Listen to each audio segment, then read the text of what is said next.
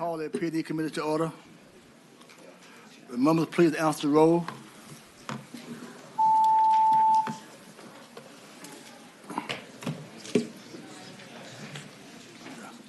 Mr. Chair, you have a quorum. Thank you so much. Good afternoon, all of our friends. Good afternoon. Good afternoon. Now, this is how this can work. I want you to meet all my friends up here, all my colleagues. I'm going to start off by saying I'm statewide Sproul. Statewide. That means I love everybody. They're going to introduce themselves, then we go to work. And we are trying to make sure that everybody have the time that they need. But please, we ask y'all to please be respectful of the colleagues up here, and our colleagues will be respectful of you. And when I say we got a minute left, please don't go over the minute. Unless you live in Chesapeake, I make an exception for you. So if that's the case, then may I start to my left, please, sir? Senator, please, just give your name, where you're from, please.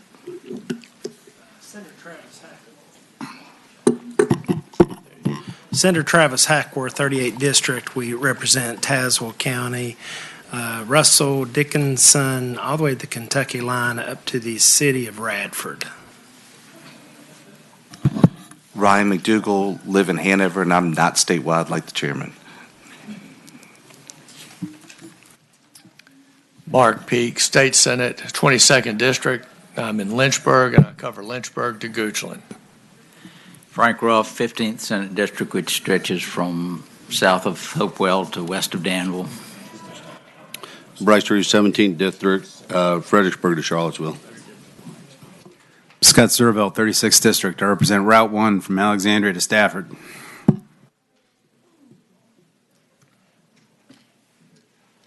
Creed Deeds, 25th District. I live in Charlottesville. The 25th District is from Albemarle County to West Virginia. And I'm thinking about taking West Virginia in. Janet Howell, 32nd District, which is parts of Arlington and Fairfax counties.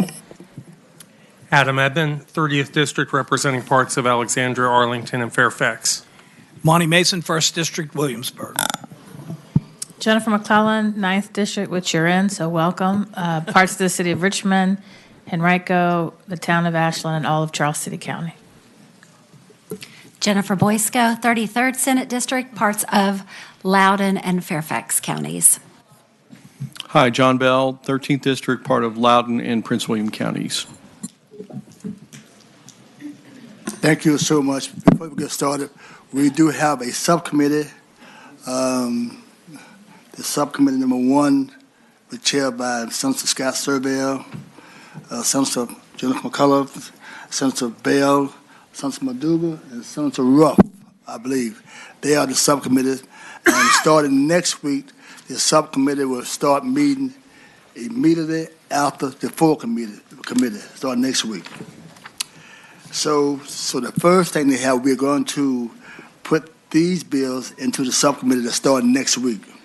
Senate Bill 1324, Senate Bill 1431, SJ 223, SJ 224, SJ 235, SJ 242, SJ 247, SJ 254, and SJ 255.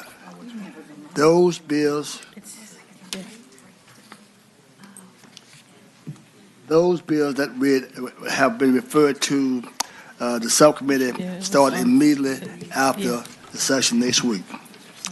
First, we want to call up Senator Hashmi. She's here. The first one, Senate Bill 802. Thank you, Mr. Chair and committee members. This is Senate Bill 802. It's the Interstate Counseling Compact, and I hope this will be an easy bill for everybody. This is same legislation that passed out of this committee last session, and it just had a little bit of a snag in Senate Finance, but I'm hoping we can resolve that issue today. Mr. Chair? Yes, sir. I've got a question, please. Yes, sir. Senator Hashmi, are there any differences between this bill this year and last year? There are no differences except that I can say that 17 states have now signed on to the Interstate Counseling Compact, and Virginia is among 10 states considering joining the compact this session. This is the same, identical to SB 257 she had in 2022. There is no difference in the bill, and the bill passed out of this committee 13-2, the exact same thing. So let's want to have further discussion on it. Do we have anyone in the Zoom, or anyone in the audience want to speak for this bill? It's the exact same bill we had last year that got out of this committee, 13-2. So does anyone wish to speak for or against it? Are there anyone in the Zoom? There is one person in the Zoom, Mr. Chairman. It's 13-2, so we don't have to do a whole lot of hashing. Don't spoil the bill, please. Bless your heart. Yes, ma'am. Sorry. Becky Bowers-Lanier with the Virginia Counselors Association, and we support this bill, and we hope that it will pass. Thank you, ma'am. Thank you. No one in the Zoom? Yes, ma'am. Person speak up, please. Who?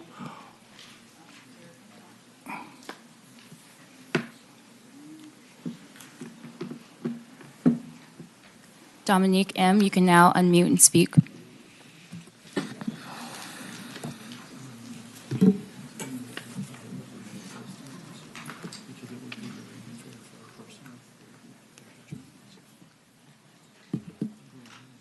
Dominique M., you can now unmute and provide your testimony.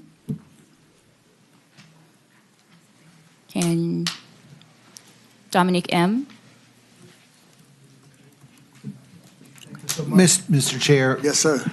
You know, I would make a motion that we report the bill. If it went to finance last year, it probably needs to go again this Please year. do. Yes, sir. I have a note here. It does have to go to Then finance. I'd make a motion to report and refer to finance. Has been moved and seconded to be a report and refer to finance. Please open the roll.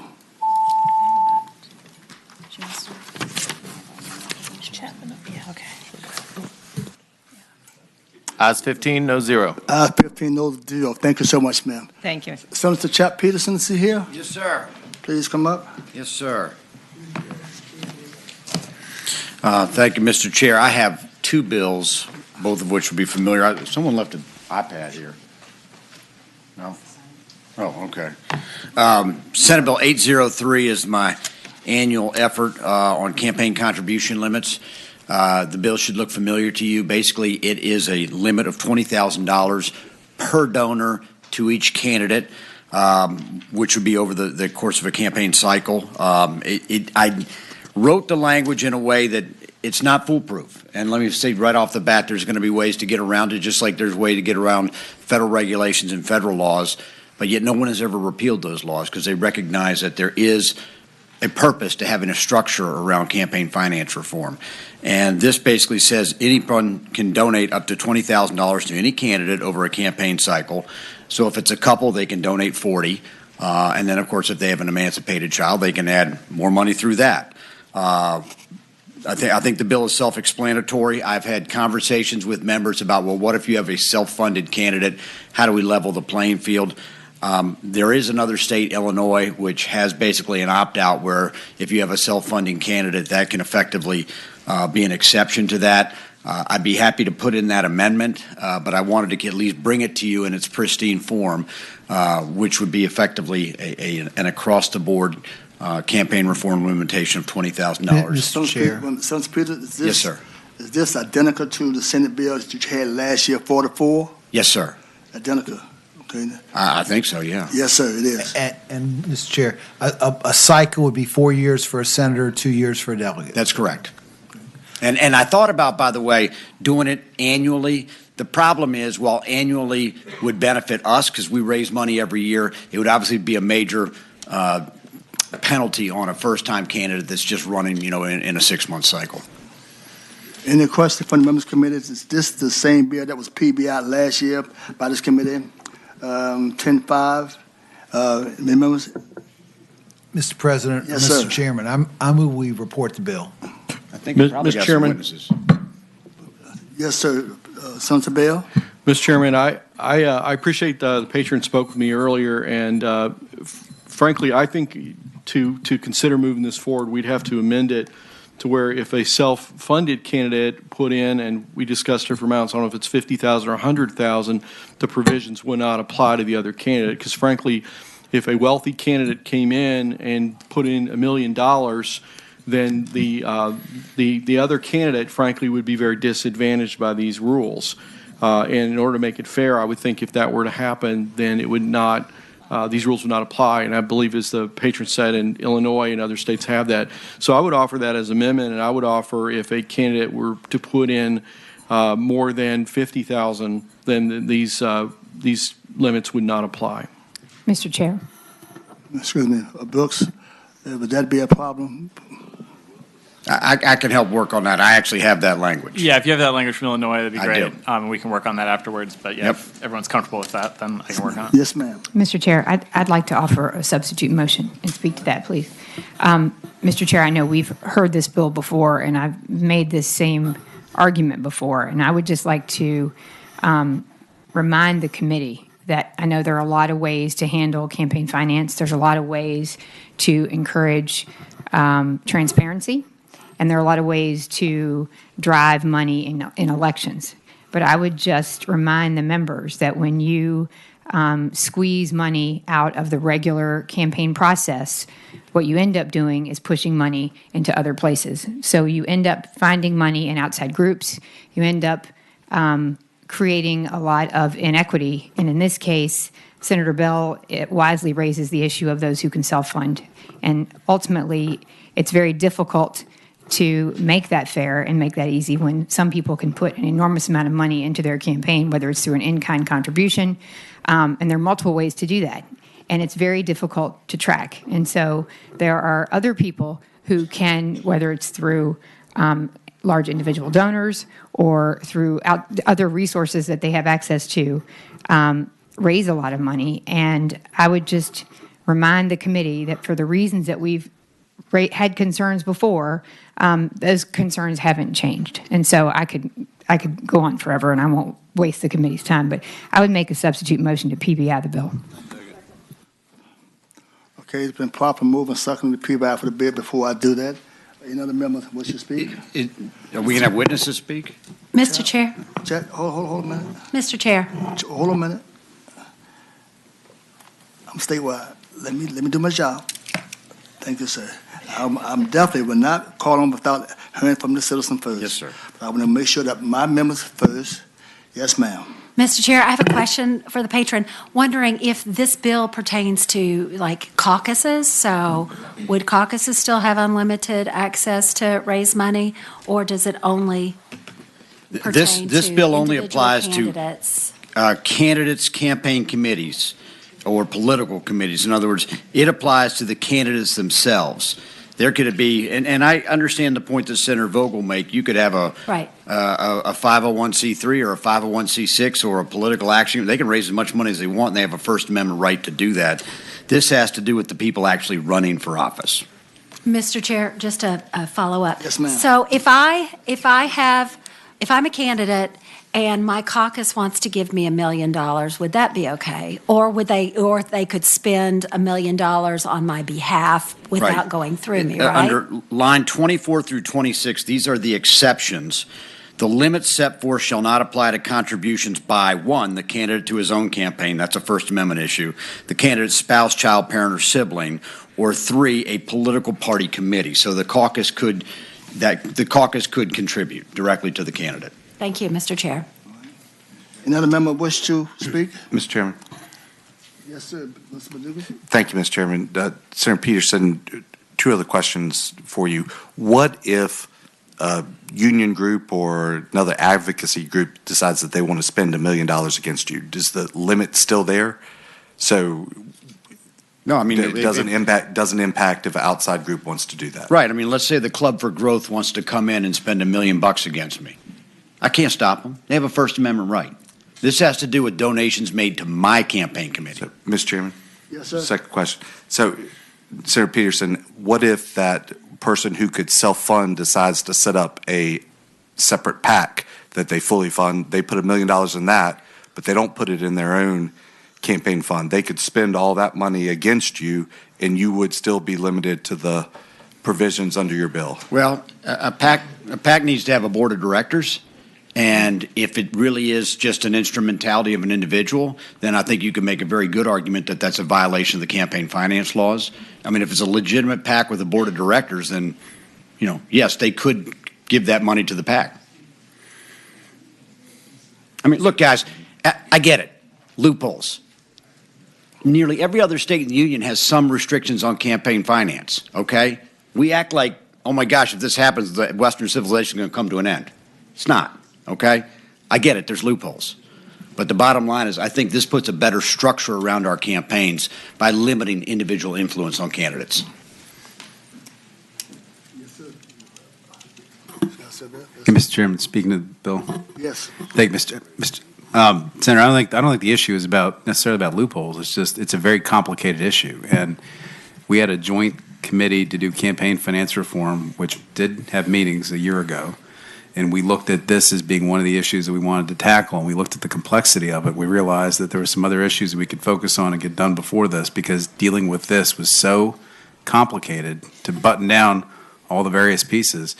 It would take some real time. And I think all you're hearing is consternation from folks about the fact that, for example, a candidate might not be able to take a check for $10,000 or $20,000, $30,000 for their own campaign, but they could solicit for their caucus, they could solicit for the DLCC, they could solicit for like 5 other PACs, and then they could go coordinate with that person and tell those PACs and those organizations to give that same money to their campaign. So just this one small solution that you've identified just creates a whole new set of problems without solving the problem that I think you're trying to address. I think that's the consternation we're hearing. But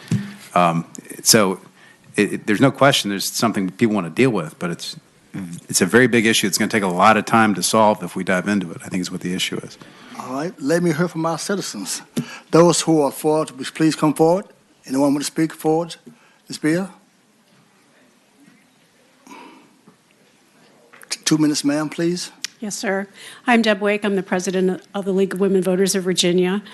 We support this bill. Our support is grounded in the fact that Virginia currently is one of only 5 states that have no limits on campaign contributions. Thank you. Thank you so much. Anyone else in favor of this bill?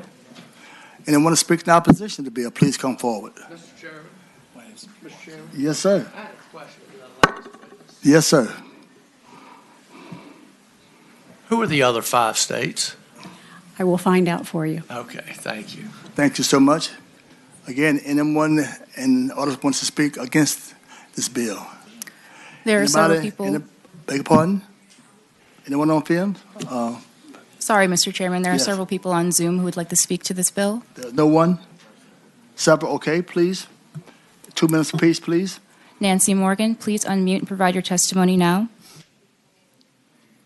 My name is Nancy Morgan. I'm the coordinator of the Big Money Out Virginia, a nonpartisan group supporting campaign finance. And we continue to support Senator Peterson's bill, although we do think the limits are a bit high. But let's just recognize that our elections are getting national attention because they're high cost. I mean, I understand completely the issue of self-finance candidates, saying it's unfair to candidates, but voters think that it's unfair to have large donors dominate our election spending. You can just go to VPAC, contributions of $100,000, $200,000, even $500,000 from both Dems are flooding into campaign coffers even before the primary. This is really eroding our confidence in our legislators. And Open Secrets on last Friday, it's a national organization, just said, when you look at the data, people like me and you and most of the people in the room give less than $200 a day, and it's less than 10% of the total cost of our elections. So every year we support this bill, and it's sort of like the movie Groundhog's Day, and it doesn't get out of committee. I don't think this is a complicated issue. 45 states have put in place limits. $20,000 is a reasonable limit for people to give to campaigns. So we're asking you to pass this bill and send it to the floor of the Senate and see how it fares. But let's get this bill out of committee. Thanks so much, Mr. Chair. Thank you, ma'am. Next, please. Vic Nichols, please unmute and provide your testimony now. Hi, just a small quick one. I like this bill. It's a start. Got to start somewhere. But I think the other thing that you might want to look at is out of state and out of area. Because what happens is there's a lot of money in Richmond, a lot of money in Nova, but there's not as much in the western part of the state. Make sure that the people that are actually paying for doing something or whatever are in that area, or that we don't have out-of-state buyers. And that's the only thing I really see that concerns me for this. Thank you. Thank you, ma'am. Next, please. Jacob Moore, please unmute and provide your testimony now. Thank you, Mr. Chair. My name is Jacob Moore, and I'm a politics major at UVA, and I support this bill.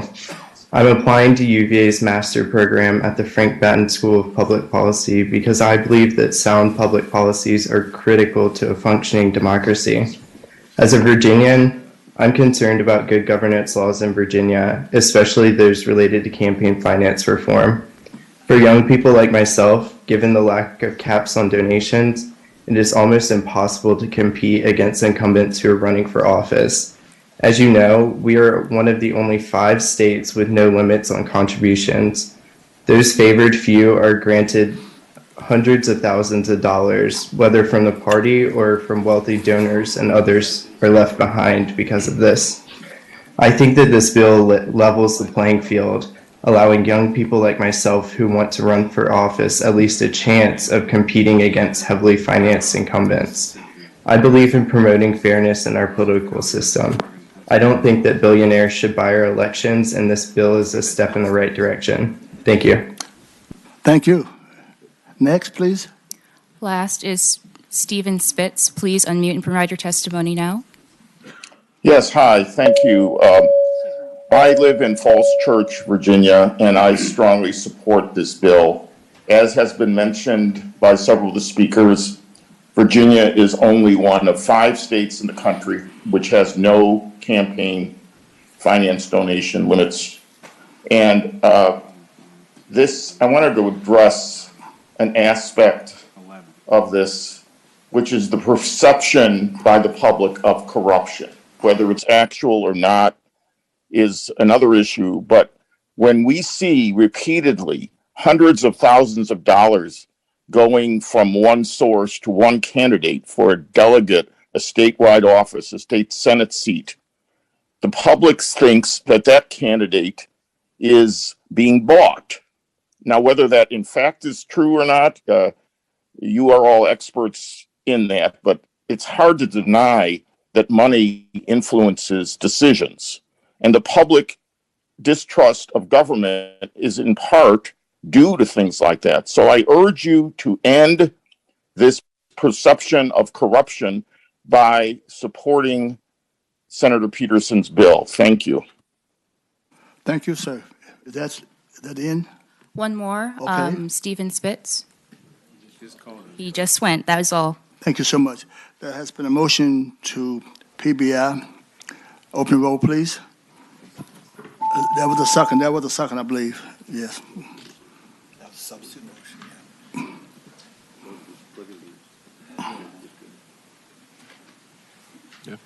All voted?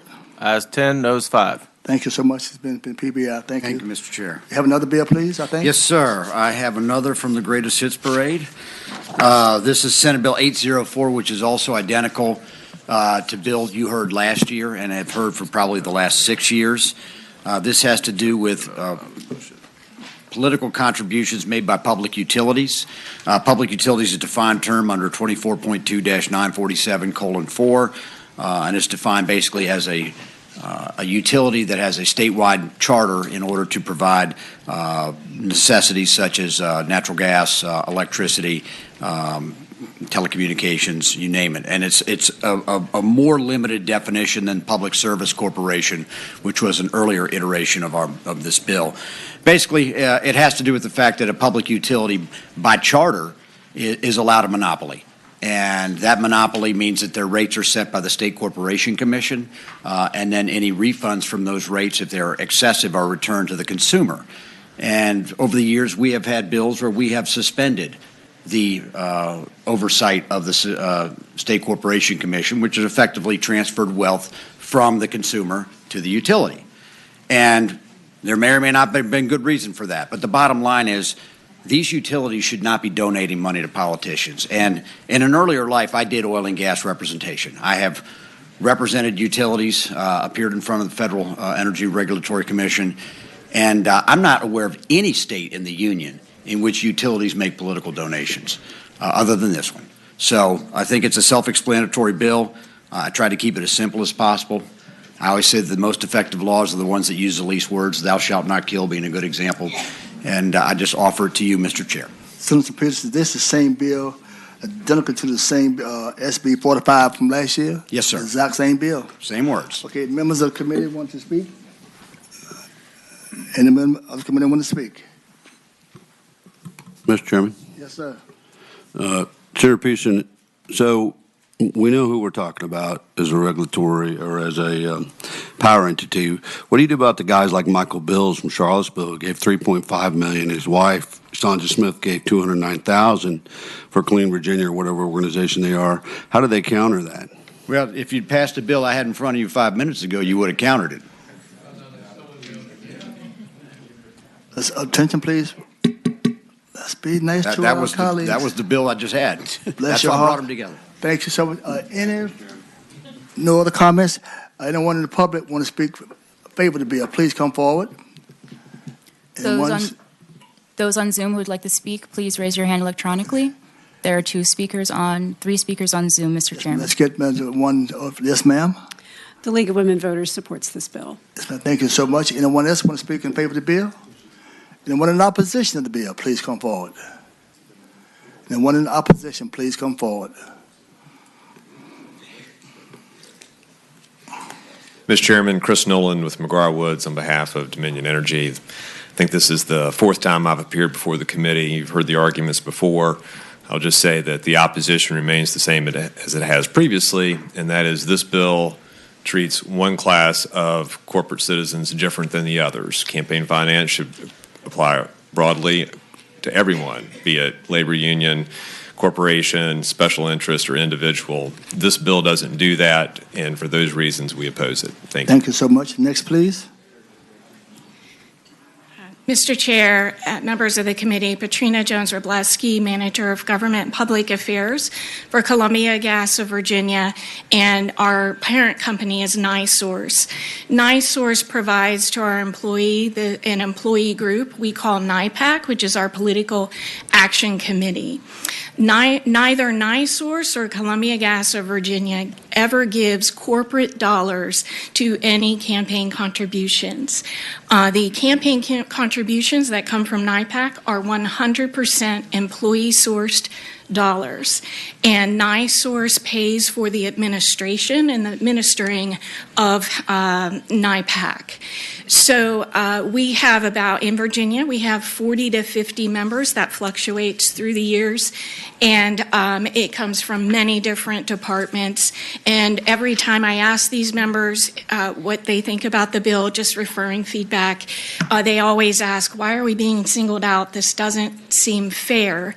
And at such a critical time for our industry. So please oppose the bill. Thank you so much, ma'am. Next, please.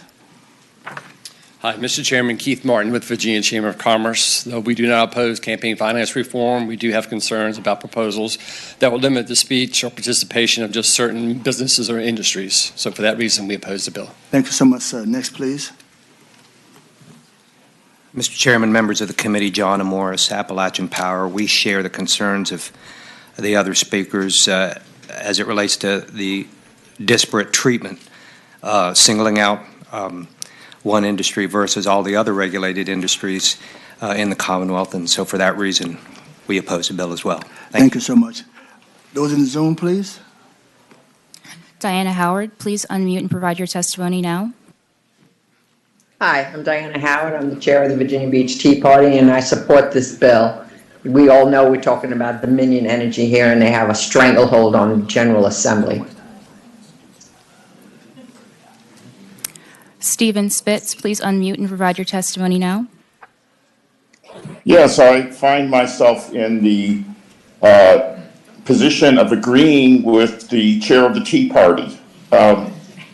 You know, this is not a partisan issue. This is a perception that Dominion and others who contribute lots of money to political candidates actually get their way. You will all recall the 2015 bill where Dominion got an exemption from rate review for 5 years.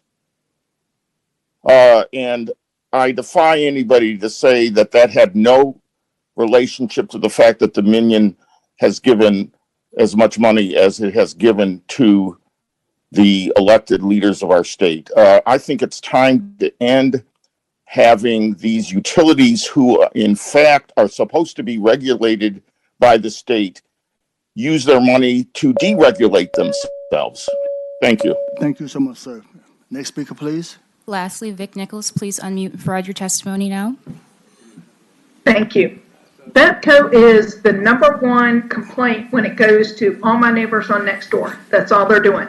The biggest problems we've seen lately was where they decided to go on people's property and go through, change their meters and things like that. Once they did that, it caused extra problems. And the reason why they feel they can do that is they just feel like they can do whatever they want. That is a huge issue. The only way I've been able to grandstand them is because I ain't backing down. And having to keep coming after them, and back and forth is ridiculous. That's what you have to run through. That is the entitlement that is Betco. We need to put a stop to that. Thank you. Thank you, ma'am. That's it? Okay. All minds clear and ready for a motion, please?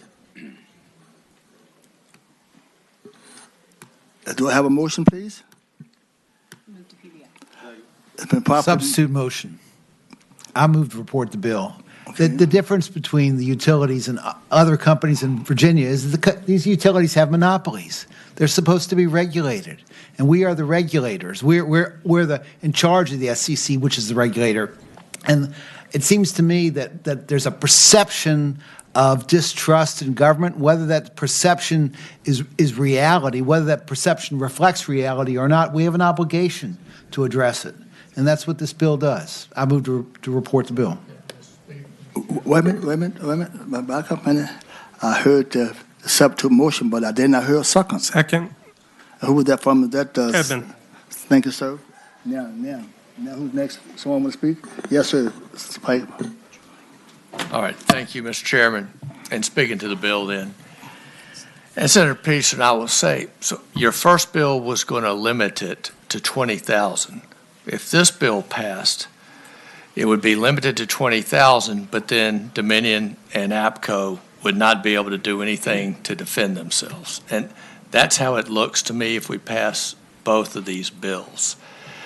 Clearly, Dominion gives large chunks of money to both sides in the General Assembly. My concern is we have billionaires from all over the world, all over the country, spending money against energy companies and donating to every politician and a particular party in our races huge sums of money, particularly advocating against our energy sector. And I'm afraid this bill would leave them defenseless. I guess they could spend those millions on public advertising if they wanted to do it instead of donating to candidates. But the problem with the first bill, they cannot respond.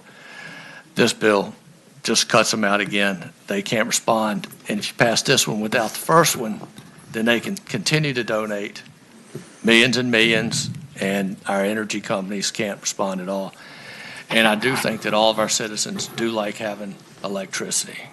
Thank you so much. Mr. Chair. Yes, ma'am. Sorry. I'd just like to make an observation because I think there are a couple of things that should be said that I'm not certain everybody's aware of. Number one, I think it's really important for people to appreciate that a lot of the money that comes in is individual money from people who work at these companies, and that is a form of speech for them. They take their wages and they make a contribution into that organization's PAC, and that's just like my individual contribution. And so once again, I would just revisit my earlier comments, and those are that once you squeeze money out one way, it's only going to come into the process a different way. It will find its way in. And I think we saw that in an earlier election when one of the utilities actually made a contribution and it came through another entity, it came through a C4 organization. And I think if we think that there's somebody's a bad actor, or if we're concerned and we think that somehow shutting out money this way is going to stop it, it's just not true. And we saw that at the federal level when we passed McCain-Feingold and we took money out of the transparent election process. All it did was leave the process where we could see it and go other directions. And I don't think we want to incentivize that this way. And I think that when utilities make contributions, they make it to the candidates of their choice. I don't think it disproportionately goes to one side or the other. In fact, if you follow the money, you'll see that for those of us who are advocating that it remain in the system the way it is now, that's probably adverse to our party's side because a lot of the money goes the other way. I'm just a believer in the opportunity to exercise your free speech right and for it to remain in a process that is 100% transparent so that we can see it. And if you follow the history of campaign finance reform, after the Keating Five, there were a number of people who were looking to sort of overcorrect and say, we want reform. And what they did is they imposed limits. And if you follow the history of what happened after the fact, those limits meant that candidates could not receive contributions more than a very small amount. And what happened is that candidates themselves lost the ability to make decisions for their own campaigns, and the money didn't come to them. It went to parties, and it went 100% to outside groups. And candidates themselves lost the ability to run their own campaigns the way they'd like to, and to raise and spend funds in a way that they believed reflected how they wanted to communicate to their constituents and to voters. And it got pushed everywhere else. And I promise you that if we make a decision to do that in the Commonwealth of Virginia, we will quickly regret it. It will be parties or caucuses or outside groups that 100% drive our message, and I would like to drive my message, and I'd like my voters to see where my money comes from and how I spend it. And so I apologize for trespassing on the committee's time, but I think it's really important for us to understand how it actually works. Thank you, Mr. We have, Chair. there was a motion to PBI and a substitute motion to pass it by. We are voting on the substitute motion to report. Thank you so much. Substitute motion to report. Open it up, please.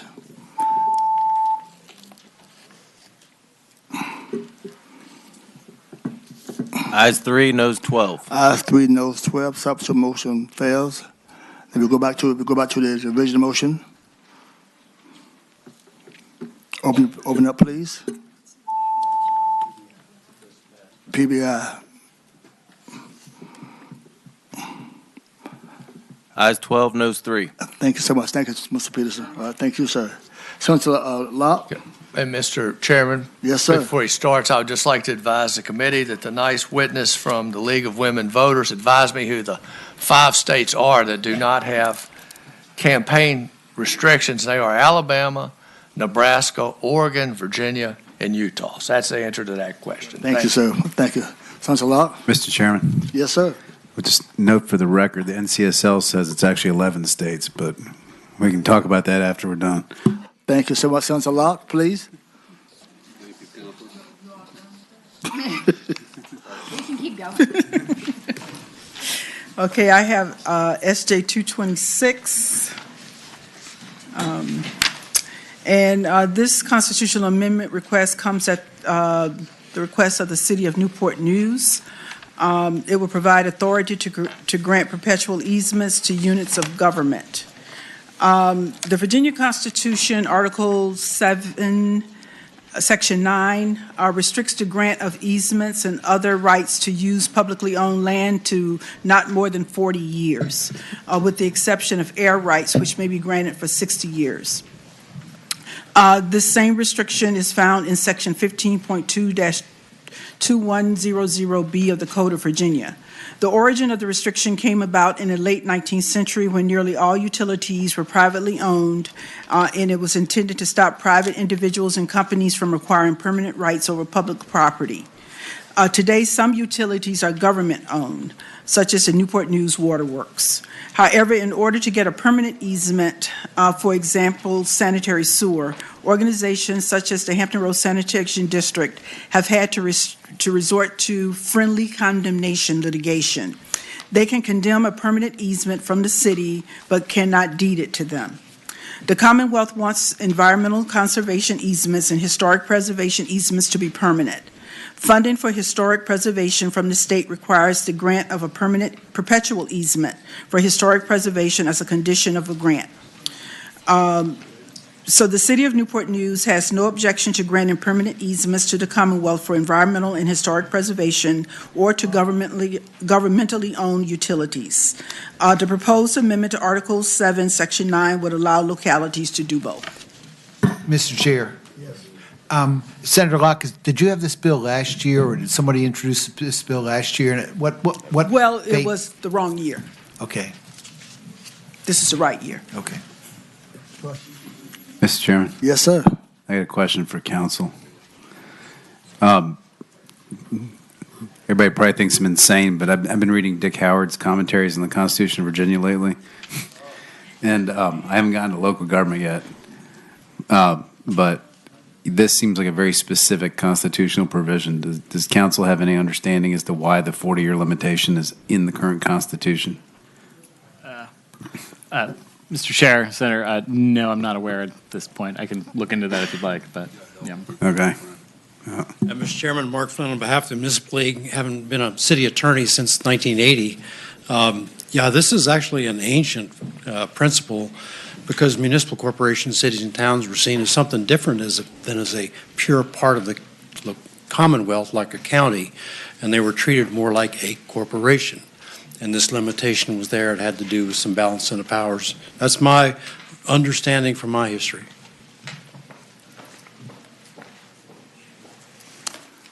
Question from the committee?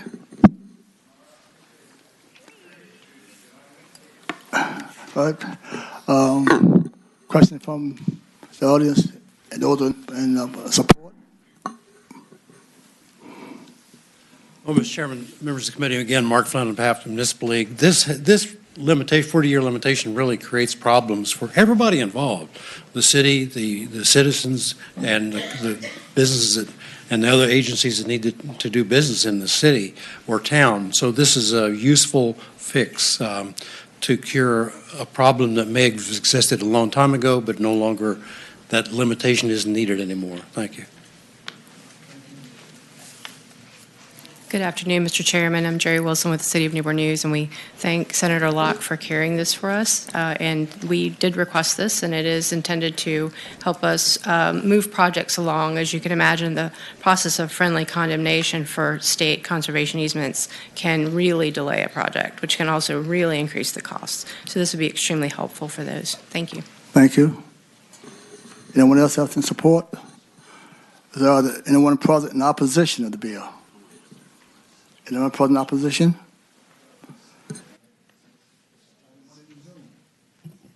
Mr. Chairman, yes, sir. I move that we report the bill resolution. Something that bill be reported. Open the roll, please.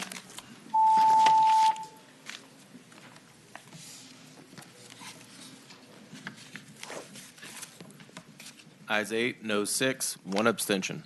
Thank you so much. Ayes 8, no 6, 1 abstention. Thank you so much. Thank you.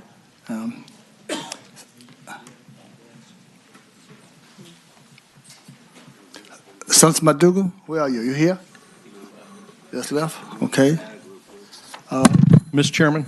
Yes, sir. Mr. Chairman, over here. Down here. Senator Suderline came in a minute ago and asked if you could please pass by 944, 946, and 947 to next week. 944. 944, 946, 947, please.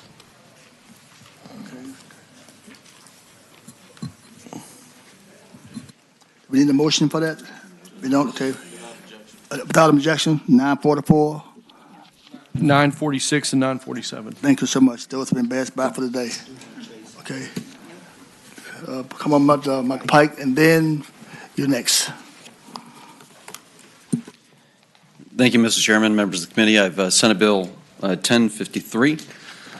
This bill is familiar to you, passed out of this committee 15-0 last year. It requires all local candidates to file electronically. What's new this year to deal with what we ran into in the House was simply providing a waiver process should a candidate have a difficulty accessing technology.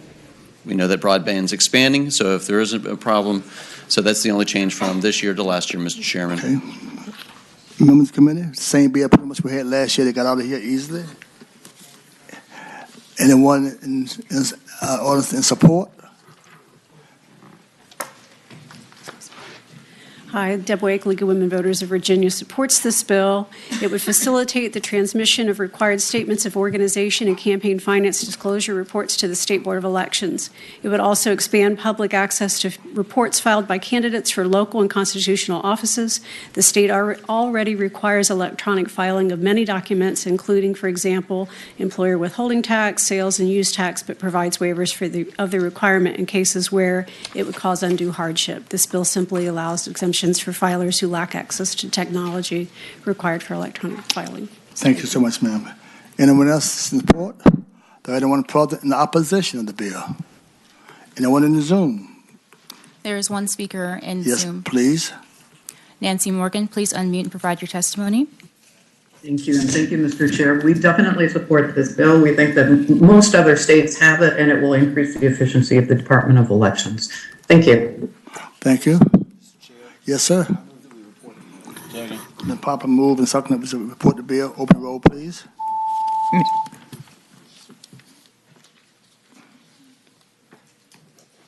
Ayes 15, no 0. Thank you so much. Thank you, Mr. Chairman. And I have Senate Joint Resolution 231. Okay. Mr. Chairman, members of the committee, this is a constitutional amendment that expands the current tax exemption for real property available to the surviving spouses of soldiers killed in action. That's currently in the Constitution. We're changing that to line of duty. And there's an important distinction because obviously we have service members that go overseas, but there is a distinction from a military perspective in terms of killed in action. If they become deceased while overseas and serving in the United States, currently as written, that surviving spouse is not eligible for the benefit. And so what this does, and it's a recommendation from the Joint Leadership Council of Veteran Service Organizations, is that this amendment would equalize the benefits with the three other categories of surviving spouses of those killed in action by an enemy, 100% disabled veterans, rated permanent and total disabled by the Veterans Administration, and the surviving spouses of the 100% disabled veterans that are currently eligible to receive property tax relief. That is the amendment, Mr. Chairman. Mr. Chair. Comments from the members? Yes, sir. Mr. Chair, for members up on the dais, you may or may not, you may think that those folks who died in the Pentagon attack, they weren't covered, and this would cover their spouses. Just the way the nature of the military classified those. The shootings that happened in Texas at Fort Hood, Congress initially denied them, those spouses, their benefits as well. But so this would help us take care of those widow and widowers from the Pentagon 9/11 attacks. Thank you. Any more comments? Yes, Mr. Chairman. Since it's a tax exemption, I think it needs to go to finance. Yes, ma'am.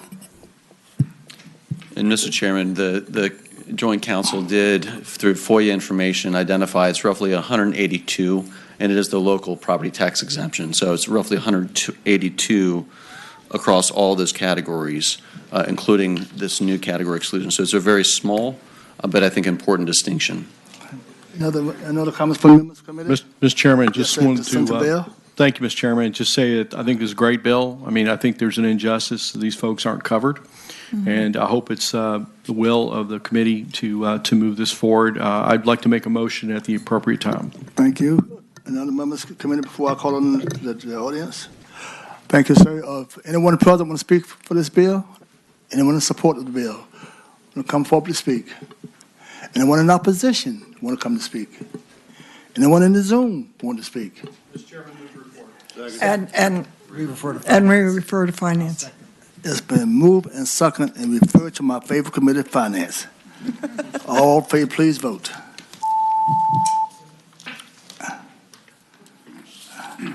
Ayes 15, no zero. 15 over. Thank you so much, sir. Thank you, Mr. Chairman. Ms. Manager Chase, come forward, please. Thank you, Mr. Chairman and members of the committee. Do you have any particular order that you want me to present? Tell me which one you want. That's what I'm going to do. Fantastic. Well, I'd like to go with Senate Bill 1316. 1316. You all heard this last year. It was Senate Bill 605. And this bill has to do with full forensic audits. I know that last year we passed a bill out of here for risk limiting audits. And if I could just take a minute and explain the importance of why you want to have a full forensic audit. Mr. Chair. Yes, sir. Yes. I'd ask, is this bill any different than the one we saw last year? No, the bill is the same bill you saw last year. It's identical to Senate Bill 605 that she had last year. Yes. So, Mr. Chairman, what I would like to mention is with a risk limiting audit. Hold on a minute. To my colleagues, I have a hearing problem. I got brand new hearing aids in. So when you talk, with traction, see, before I start wearing I can't hear you, Scott. See, so you want to cuss me out, do it. But now I got my hearing aid in.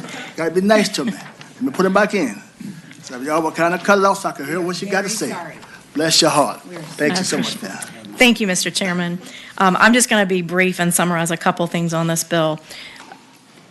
Risk limiting audits are very different than full forensic audits. If you remember some of my comments last year, that my concern was based on information that I'd seen since the 2020 election, and I had many constituents reaching out to my office for the first time in the 6 years I'd been in office at that point, now 8. Voters were saying they went to cast their vote, and they couldn't do it. Lots of voters, not just a couple, but many voters, and that's when I started looking into what happened in 2020. The risk limiting audit takes a sample, a pool. In Amelia County, which is one of the 3 counties that I represent, you have 14,000 voters. And in this risk limiting audit, they only chose 1 vote out of 14,000. Now, I'm a finance major. I get it. I understand how statistics works. But what you're not doing is you're not examining the equipment. You're not examining the machines that a lot of people have had issues with. There was a recent report in Prince William County in which, this past year, in which an audit was done, and they did an actual manual hand count and compared that to a tabulator, and it was 7% off. And so that's a concern.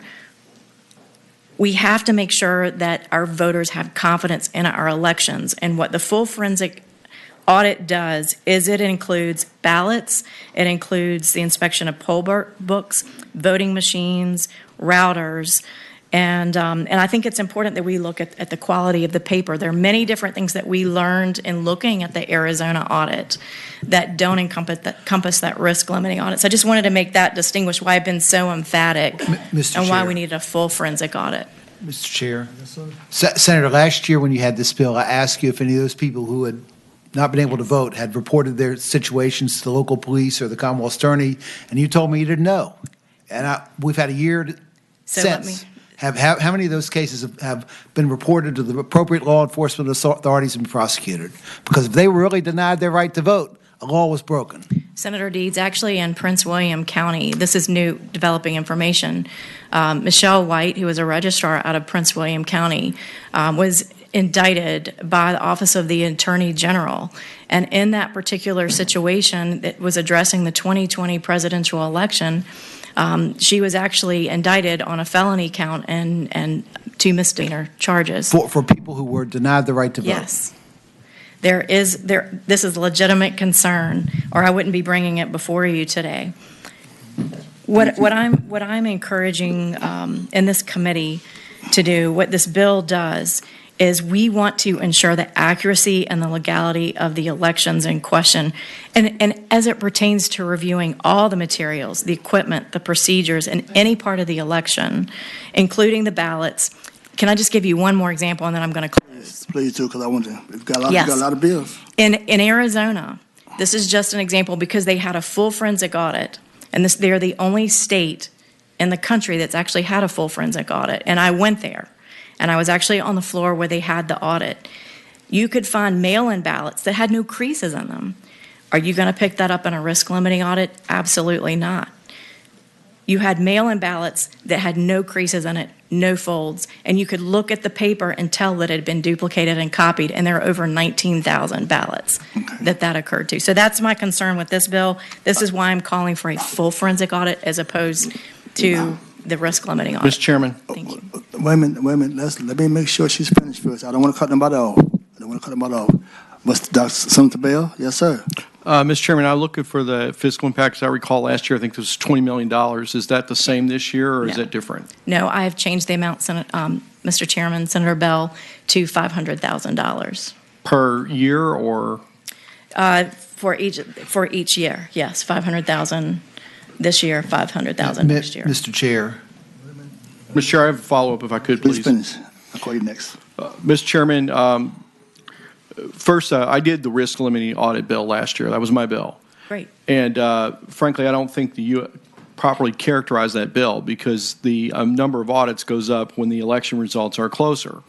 And the other point you made was about the certification of voting equipment. Are you aware of the already existing requirement to certify voting equipment in the Commonwealth of Virginia, which is done every election cycle? Mr. Chairman, Senator Bell, I'm aware of the requirement, but I am not, beyond a reasonable doubt, concerned that's actually being done in each locality. Senator Dees? Senator, this calls for an audit of the 2020 election results, but not 2021 or 2022? So we started experiencing the issues in 2020. So That's why. we're still litigating that election? Yes, we are. Any other speakers, please? All right. Anyone in the audience in support of the bill, please come forward.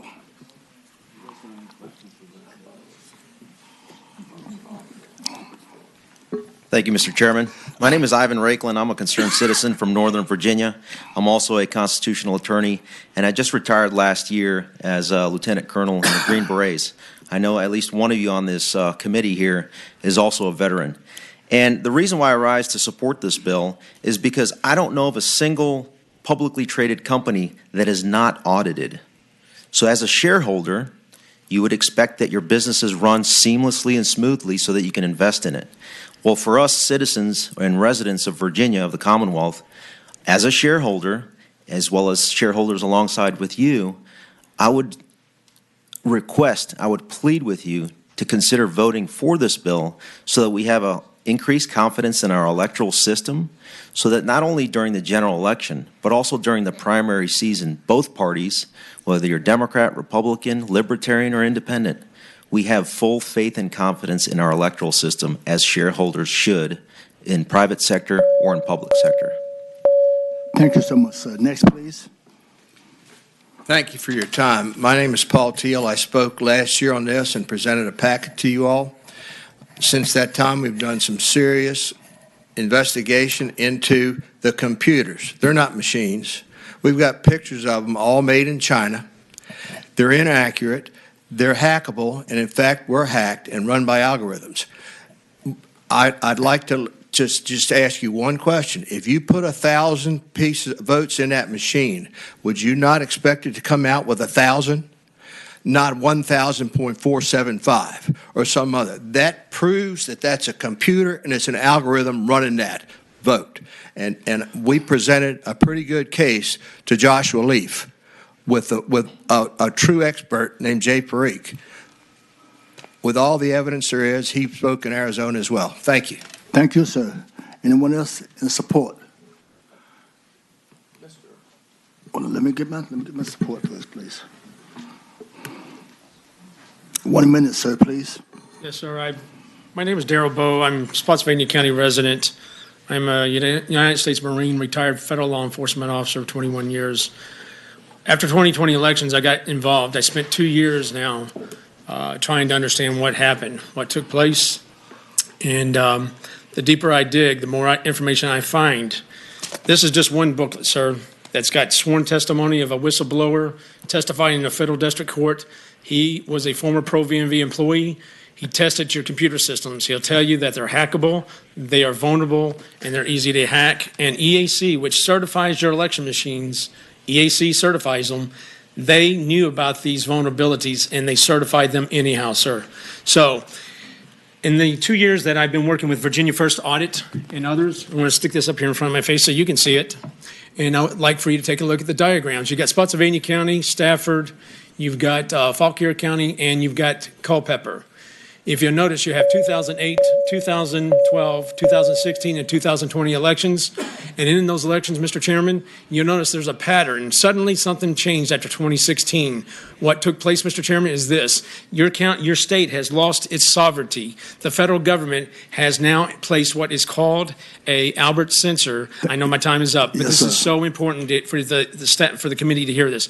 You've lost your sovereignty. I was a federal employee, but we got to understand our state sovereignty is at risk because of these Albert censors are monitoring all your elections at the local level, county level. That's what took place right here is when the federal government installed these Albert censors, they're monitoring your elections and they are able to, who knows, it's a third party that's monitoring Thank you, sir. Your time is up. Thank you so much. Thank you. 2 years worth of study, sir. Yes, I can't sir. do it in 1 minute. Yes, sir. Thank you so much, sir. I appreciate it. Thank you. Yes, sir. Are you in support? Please come forward. Lieutenant Commander James Manship, former Navy cryptology, electronic security, and in 1989-90, I was director of Defend America Vote. Well, we need to defend America and our vote again because, for example, just this year, we had a May 24th Democrat-only primary in Georgia where the Dominion voting machines undercounted by 2,810 votes and misassigned 3,620 votes. All right? Fortunately, a Democrat candidate challenged that and got a hand count, and she then won the race. She was third to start with. All right, then you had the DEHS CISA that said there were 9 ways to hack that machine, and 5 days later, the EAC certified that machine for people like Virginia to use. That shows you how bad the certifications are. Thank you. Thank you so much, sir. Anyone else in support? Anyone in support of opposition? Yes, sir. I am in support of the bill. Yes, sir. What's your name, please? My name is Daniel Byler. I was an officer of the 2022 election, and during my time serving as an officer of the election, I noticed at least 15 to 20 individuals from the address 7113 Twisted Cedar Court come into my precinct. When I took a look at the address on Google Maps, it could not have had more than 4 bedrooms in it, and there's no possible way that 20 people live there. Thank you so much, sir. Mr. Chair, what jurisdiction? Chesterfield. Did you report these concerns to the registrar or the electoral board? I believe I reported it to the chief of the elections at Dry Creek precinct. Thank you so much, sir. Of course. Anyone is here to support? Anyone here in opposition? Anyone in opposition? Please come forward. Yes, sir. Mr. Chairman, before they speak, could I ask the patron if she would accept a friendly amendment to add 2021 and 2022 to the audit? Absolutely. All right, so we can add that so now they can speak in opposition. Thank you so much. Deb Wake, League of Women Voters of Virginia, strongly opposes this bill, which provides for so-called forensic audits. As we more fully describe in our written testimony, this type of review of elections is not subject to any accepted norms of post-election audits. It would allow a jury of randomly selected local residents to invalidate elections. Forensic audits are undemocratic. Thank you. Thank you, ma'am. Next, please. Cindy DeFranco, Principal Advantage, representing verified voting. As Mr. Chairman, committee members, as Senator Bell already stated, SB 370 and HB 895 introduced last session with chief bipartisan co-patrons and passed this body with overwhelming bipartisan support. Those bills established the post-election risk-limiting audits in the Commonwealth. The State Board of Elections... Excuse a minute. Young man, could you shut that door for me, please?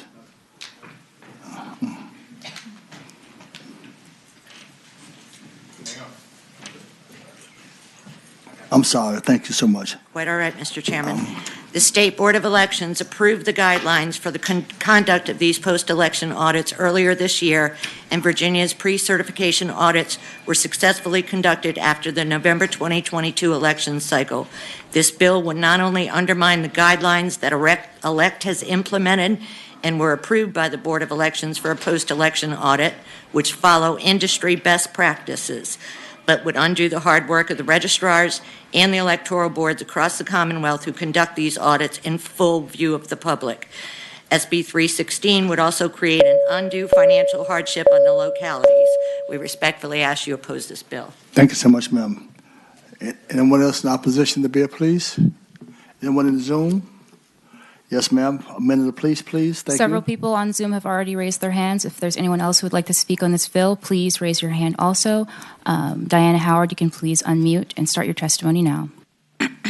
Hi, Diana Howard again, Chair of the Virginia Beach Tea Party. I think the only way we're going to put this 2020 election to bed is by doing a forensic audit. There was, a lot of anomalies that happened during that year.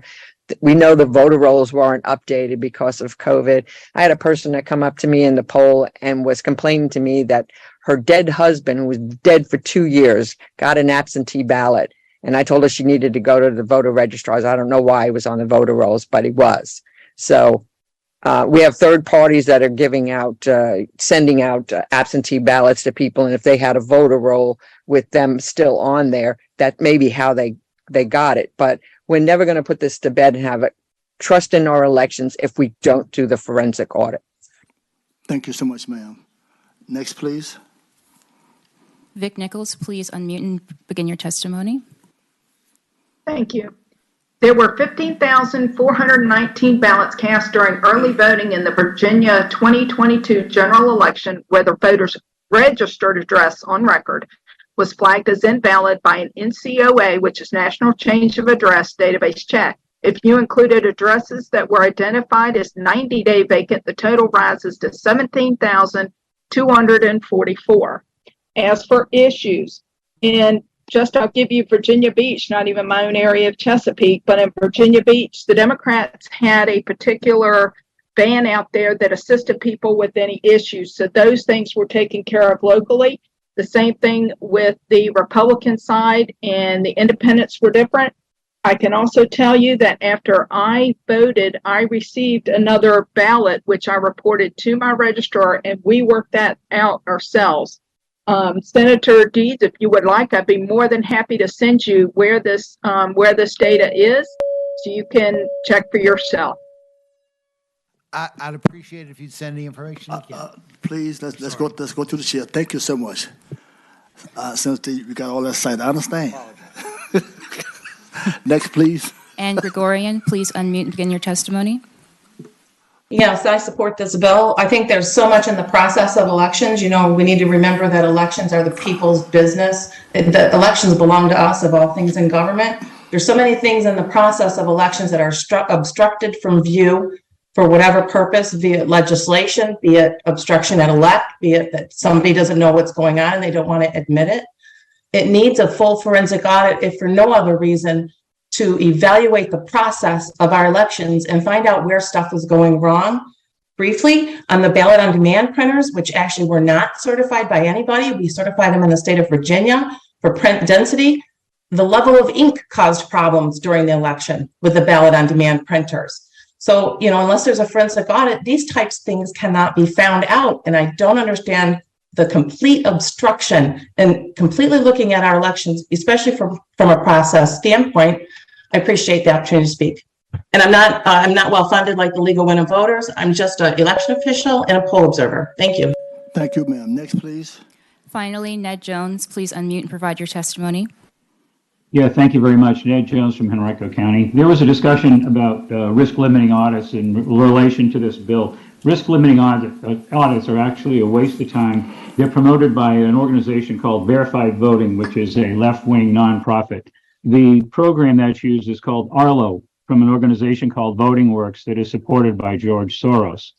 The only way that we're going to have confidence back in our election system is to have a full forensic audit and once and for all find out exactly what's going on. The risk limiting audit doesn't tell us anything. You may recall for the 2020 election, there were 4 million votes cast for president. The risk limiting audit had a sample of 1,200, which is minuscule, one every other precinct.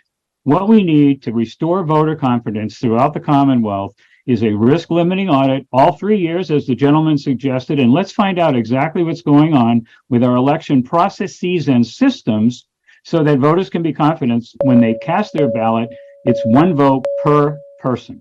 Thank you. Thank you, sir. Next, please. There are no more speakers, Mr. Chairman. Thanks so much. We operate by motions, please. Substitute motion. Yes, sir. I'd like to move to PBI. Can I speak to that really briefly? Briefly. Just want to mention that 24.2-669 requires that 2 years after a federal election that the ballots and other documents can be destroyed 2 years later, and 2 years have passed since the election in question. So it makes the bill kind of unworkable even if you want to have an audit. Do we have a second for your motion? Second. Been properly moved and second on a substitute motion to PBI. Please open the roll.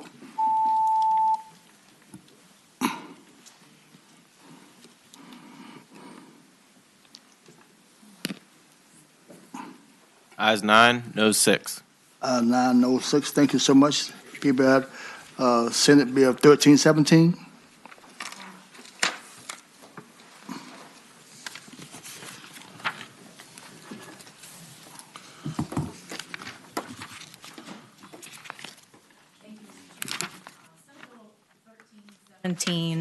Is also a bill that you saw last year. This was formerly Senate Bill 588.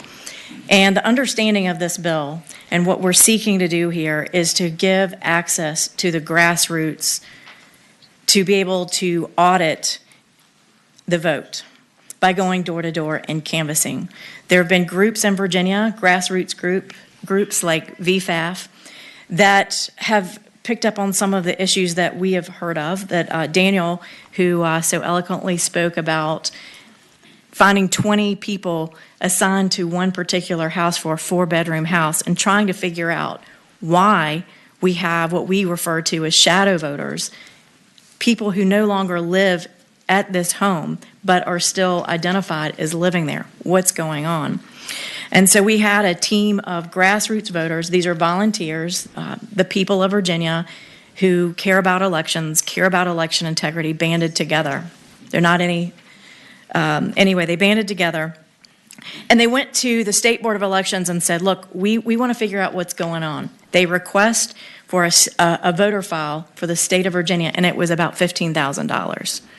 Now, I don't know about you, but most average Virginians don't have $15,000. And if you go to an organization and say, hey, I know, or an elected official, which I had a lot of people come to me and say, hey, I know you're an elected official, surely you have access to the voter files, of which I would say yes, but legally I cannot give you that information. I don't want to go to jail. So I had to say no to them. I said, you'll have to purchase that list yourself. They can't afford it. Here's the bottom line. Other states, this is a simple FOIA request that doesn't cost the voter anything other than basically the cost of printing the list. In Virginia, the cost seems not reasonable, which is the law requires it to be reasonable, but yet it is not. So this bill simply says this. We want to provide that the Department of Election provide the list for their districts to any registered voter of the Commonwealth for a reasonable charge, not to exceed its actual cost incurred in supplying the requested records. And that, Mr. Chairman, is the bill. So much. Members of the committee, any questions? If not, anyone in the audience present speaking for the bill? Yes, sir. Thank you, Mr. Chairman.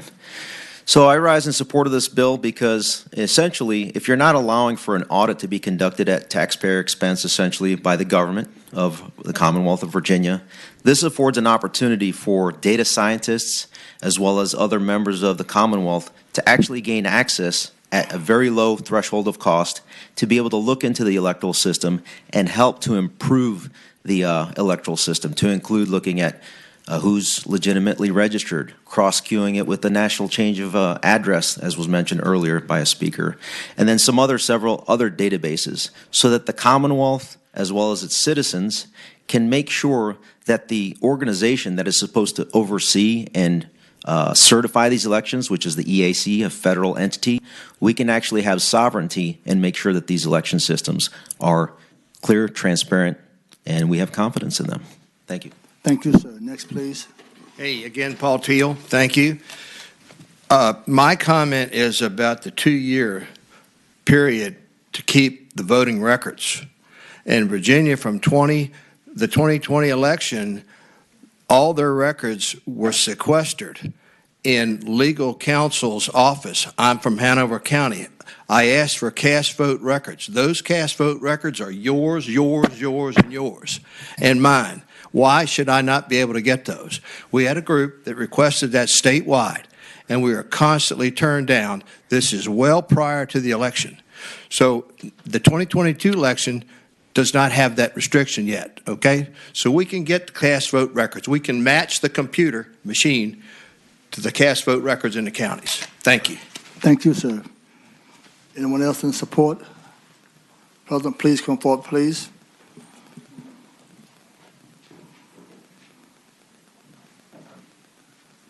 Thank you, Mr. Chairman. Once again, to speak for this brief moment, I do support the bill. I can speak to the canvassing. In Spotsylvania County, the Political Action Committee that I had joined, along with my wife, had purchased the voter rolls, the registered voter rolls, the history voter rolls, so that we could actually conduct a canvassing in one of our precincts. What we found, out of 800 homes, 595 voters were identified. 78 told us that they did not vote in the 2020 election, but yet the registered voter list showed that there was a vote in their name. 6 people who said they did vote in the 2020 election, but there was no record showing that they actually voted in the voter rolls. So while this is dealing with the cost of trying to lower the cost, that would be beneficial as well, because the Political Action Committee had to spend $450 to obtain both rolls. So I support this bill. Also, I would, if it's all right with you, Mr. Chairman, if I could leave this here so y'all can study it? No, sir. Okay, I'll take it with me. Thank you. Behind you can't see. Thank you. Thank you so much. Support. And one in opposition of the bill.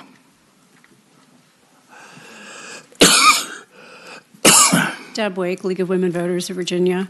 We oppose this bill. The purpose of it is unclear, but it sounds like a recipe for voter intimidation. Thank you. Thank you, ma'am. Anyone else in opposition? Anyone in the Zoom? Yes, ma'am, please.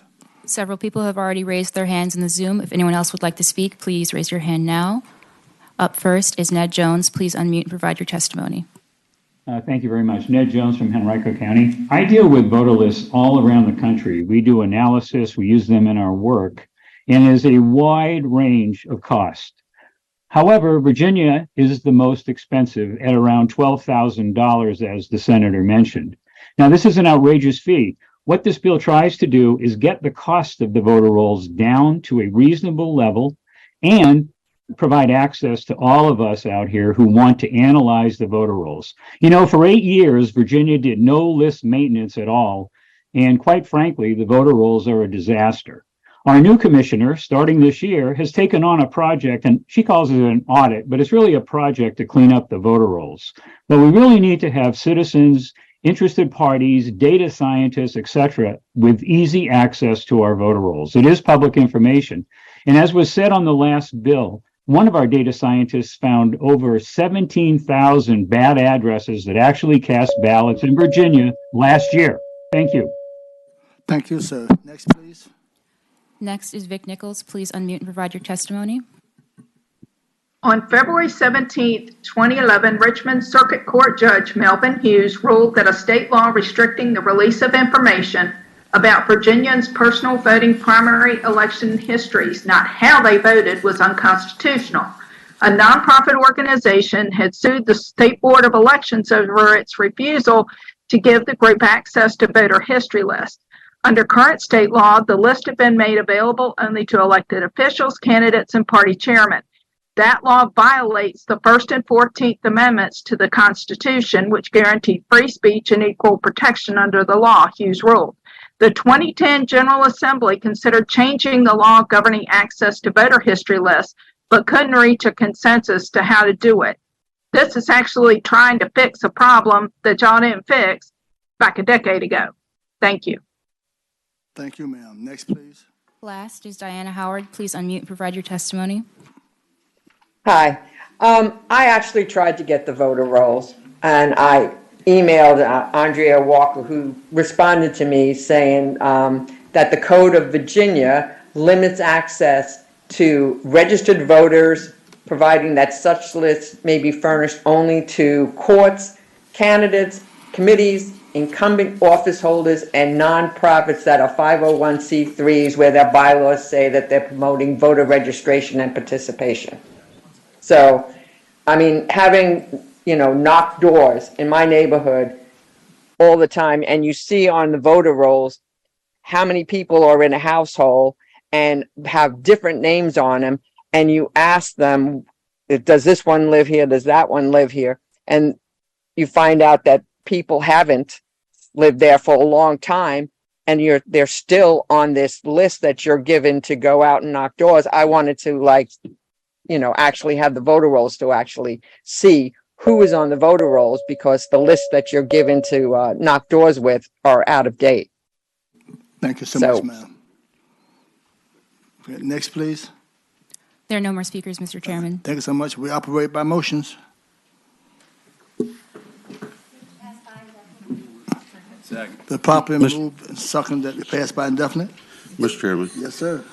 Just speaking of the bill before we take the vote, I'm just wondering, because we're giving nonprofit organizations that promote voter participation registration, couldn't we just add verification in that line if they're a nonprofit organization that gets people to vote?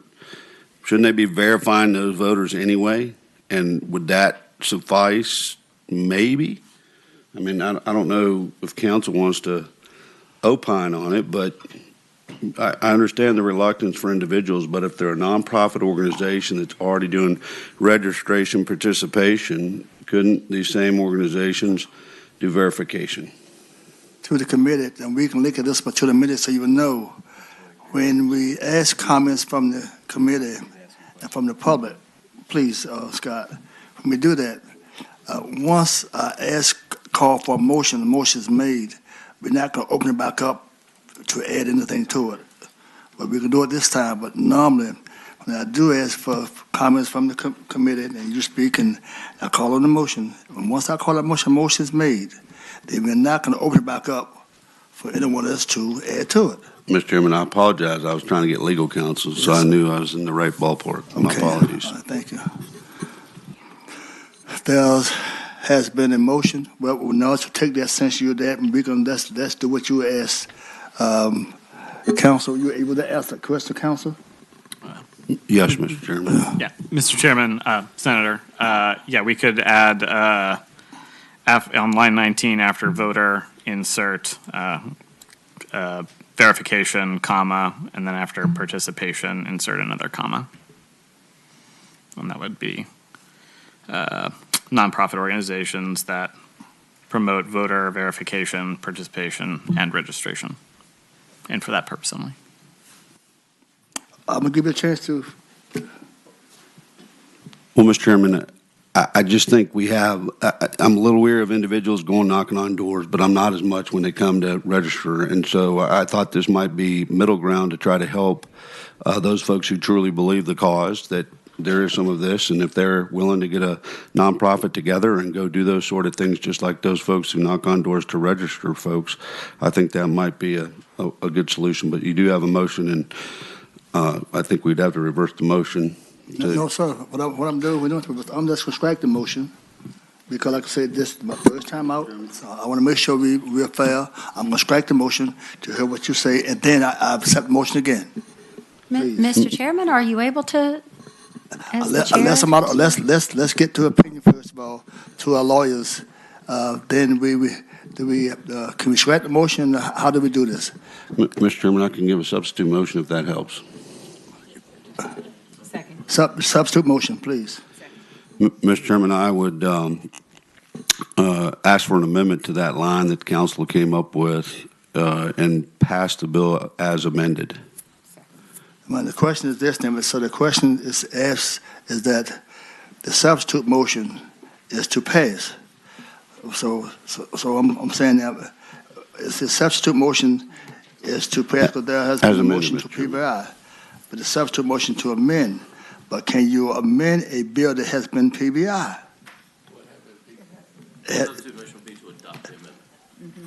There you go. So now I'm straight. Thank you so much. Keep me straight. I appreciate that. So there has been a motion to adopt the amendment. So is that a hand motion, that a voice vote? All in favor to adopt the amendment, please raise your hand. Aye. 2. All opposed? The amendment fails. Now reverse right back to the motion to PBI. Please open the vote roll.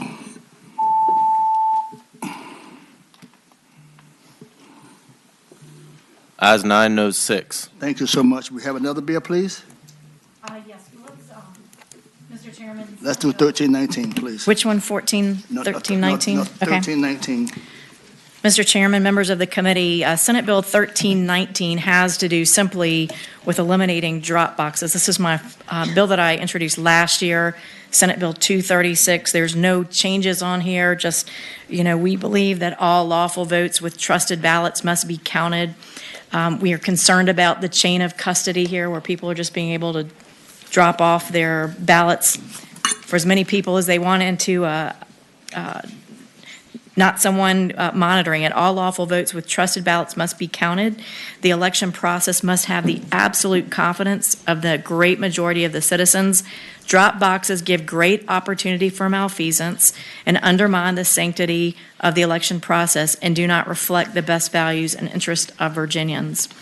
And it's caused a lot of people, a lot of my constituents, to not trust the election results. We can't have that. Trusted, safe, transparent elections are the foundation of our constitutional republic, and we've got to ensure that all Virginians trust this process. And these boxes have created a lot of consternation among Virginians. And with that, I would move we would pass this bill. Thank you, ma'am. Question from the members committee? Yes, Mr. Chairman. I have a question for the patron. Are you familiar with mailboxes? I'm dumbfounded by your question. Of course, I'm familiar with mailboxes. And can you tell me how you use a mailbox? Actually, I use a post office box because I don't trust the mail service.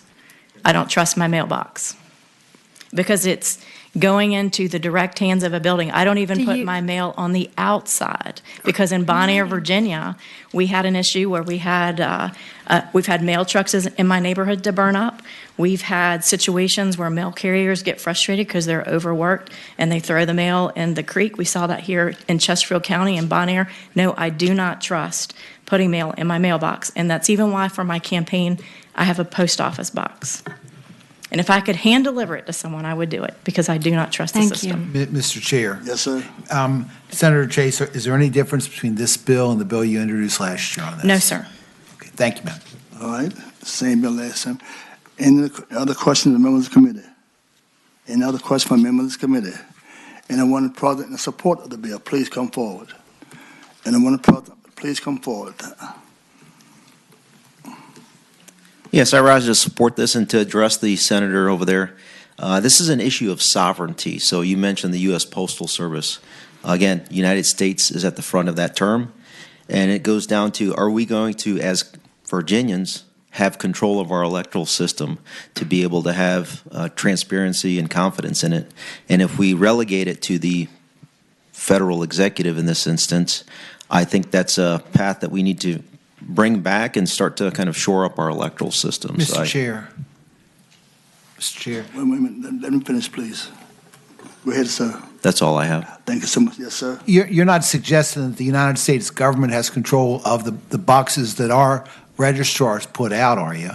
No, what I'm saying is that if we rely on the EAC, the Election Assistance Commission, and we rely on the U.S. Postal Service, then we're delegating some things that I think that we should not to the federal government, because we need to have a mechanism here in Virginia to be able to scrutinize the chain of custody to make sure that every legal resident of Virginia, registered, live person, I don't care what affiliation you are, they have the opportunity to lawfully cast their vote, and they're not being diluted by potential mechanisms that take away and dilute their vote with a non-human being, live citizen that's in that at that location. Yes, sir. Next, please. James Manship, Spotsylvania County. Since last year, there's been the release of a documentary by True the Vote called 2,000 Mules. And there are several mule stations here in Virginia. I understand 3 of them. But the point is that with the mail ballots, they can be printed in excess of the number, and then they can modify the results by stuffing ballots. And so therefore, we do not have an honest result of what the vote tally is. And so we have to get rid of this sort of thing if we're going to defend the vote and have an honest vote. That's just, we could have serialized numbers on our votes like we do with classified materials. And that way we might have some hope for honesty in the count of our elections. Thank you. Yes, sir. Let me hear. I had a question for that. Yes, witness. sir. Please come back, sir. Sir, you just stated that there are 3 mule stations in Virginia. I mean, to follow up on what Senator Deeds has asked, have you reported these 3 mule stations to authorities? I have not, sir. Okay, I suggest you do that.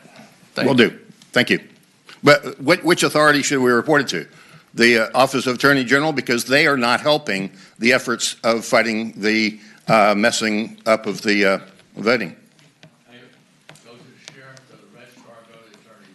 Got it. Thank you. The Space Force. Thank you so much. Yes, sir. How you doing, Mr. Attorney? Mr. Chairman, thank you very much for that opportunity. Darrell from Spotsylvania County. I support this bill.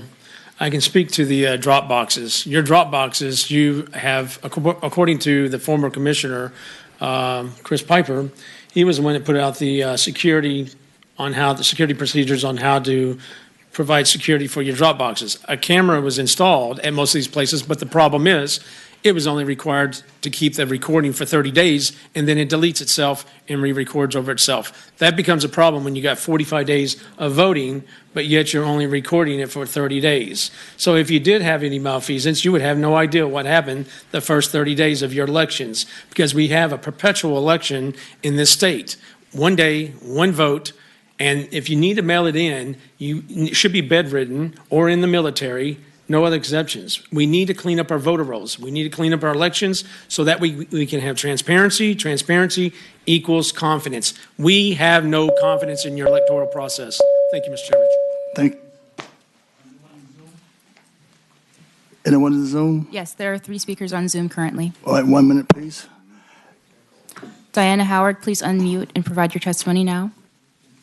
Yes, we support the bill. I mean, if they have an absentee ballot and they're not mailing it, right, they can just go to the registrar's office and turn it in. If a drop-off box is not inside of a building where there's somebody actually watching who's putting it in there, how do you know it's not being stuffed? If it's outside, how do you know it's not being tampered with? What if somebody threw a match in there and it all burnt up? So I think we should go back to the way it was, mail it in, or go and turn it in at the office. Thank you, ma'am. Next, please. Shelley Oberlander, please unmute and provide your testimony. Hello, Mr. Chairman. I didn't plan to speak to this bill. I was going to speak to Senator McDougal's bill, but it got skipped for some reason, 794. But I'm prepared to speak to this bill in opposition of drop boxes and in favor of the bill. It allowed, and we've seen the drop, the amount of ballots that end up in a drop box is so low. We have 290,000 voters. 717 over 45 days were placed in the drop boxes in 2022. 700 ballots. And all of those ballots are truly absentee ballots, and they've got the postage paid on them. So when a voter requests an absentee ballot, it's intended to be mailed. And despite what Mrs. Chase said, our mail system does deliver the ballots. A lot of voters choose to use absentee ballots, and it would be better for the voter to put it in the mail. They could put it in their own home mail, not have to go anywhere. But if they drive to the election office, they can vote in person if they're concerned about their ballot, or they can do curbside voting. So the drop boxes seem irrelevant. They don't provide for the purpose of the absentee ballot. It should be mailed. They're not being utilized, and it involves an election officer by law to be watching it at all times. It's usually inside of a building, and it then also has to have 2 rovers daily go and empty it. So it's a cost involved. It's got a stamp on the absentee ballot to go in the mail. That's what's intended to do. Or if they go to the office, they can just go in and vote or vote curbside voting. So I don't think we need drop boxes, and I wanted to speak to that bill. That wasn't my plan. Thank you, ma'am. Thank you, sir. Thank you, ma'am. Next, please. Ned Jones, please unmute and provide your testimony. Yeah, hi, Ned Jones from Henrico County. I rise in support of the bill. Drop boxes are totally unnecessary. Virginia spends a fortune on postage paid envelopes for folks who choose to vote by mail to mail in their ballots. And there's no reason to take those envelopes to a drop box. Many of them are unsecured. As I worked as a poll watcher in Henrico County, the drop box was 10 feet from the polling place where there was another drop box. They should be eliminated. Voters who choose to vote by mail should do that, vote by mail.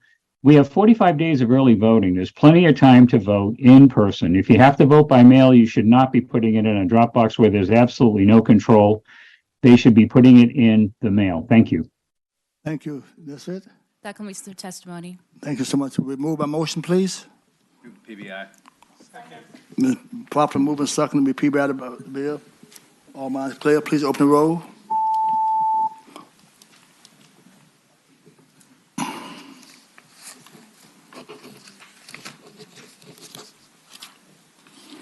Ayes 9, no 6. Thank you. Senator, because you got 3 more bills, I'm going to call Senator Edwards up, get his one out of the way.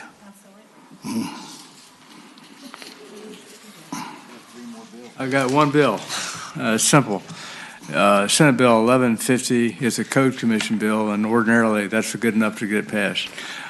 What this bill does, it has to do with the decennial redistricting. It repeals the code provisions relating to the 2011 decennial redistricting and is obsolete as a result of the 2021 decennial redistricting, and provides for congressional seats and legislative seats, the boundary shall be the, quote, the block equivalency file, end quote, and the resulting shape file that are the electronic versions of the districts established pursuant to the Code Commission, the Redistricting Commission, and block equivalency files and shape files should be maintained and available to the public on the website of the Virginia Redistricting Commission. Now, Brock Braun is here to explain everything. If you don't understand it, because I'm not a computer expert by a long shot, if you want more explanation, he can give you 5 hours worth of explaining how this works. Mr. Chairman. Surville. Thank you, Mr. Chairman. So, Senator Edwards, basically, historically, when we described legislative districts in the code, we did it either using county boundaries or precinct boundaries, which can sometimes change through time and create confusion. And it's my understanding, having talked with DLS staff, that basically by using these sort of digital descriptions archived online, it's a much clearer, simpler way of describing district boundaries to avoid confusion, and that's what other states are moving to. Is that basically a summary of what the bill does? That's right. It's the electronic versions of the words that are used to describe the districts. Great, thank you. Question for the members of the committee? Question for the members of the committee? Question for the members of the committee? Anyone up and in support of the bill? Brock can explain it if necessary. I think, so I can understand it, he'll get I believe soon to Seville, Scott has explained the way I can understand it. And I don't want him to confuse me. Now, unless you're confused, he can explain it further. But since Scott Serby has always explained the way I can understand it. So unless you insist, I'm no problem. Okay. But I do understand it now. Anybody opposed? Second. Anyone in opposition, anyone in the Zoom? Proper move and second be report to be please open this roll. Ayes 15, no zero. 15 no zero. Thank you so much. Thank you, Thank sir. you, Mr. for Chairman. waiting. Members of the committee have enjoyed the Thank you. hour of watching, an hour and a half or so of watching what's going on. Thank you. It says you come back up now so we can finish up. Thank you so much for allowing us to cut in, please. Thank you so much. Absolutely. So where we going now? Mr. Chairman, would it be possible to present Senate Bill 884 next week and do Yes, 834 today? Yes, ma'am. Yes, ma'am. Okay. So this will be my last one All right. for today. Senate Bill 834 has to do with the permanent absentee voter list. Mr. Chairman, members of the committee, I know many of you are very aware of this program, but there are many people who are not aware that we actually have live ballots, not just a request for a live ballot, but an actual live ballot that if you get your name on this list, you sign up, you can get an actual live ballot mailed to your home address. Now, Senator Boysko knows how I feel about the mail, and, I like to go pick things up myself because I don't always trust people, things, something. It's just, So we have a system here that's a part of our voting mechanism that allows any registered voter to apply to receive these live absentee voters. But my concern, given some of the information that you all received today and some of my other bills, is restoring the confidence of the people.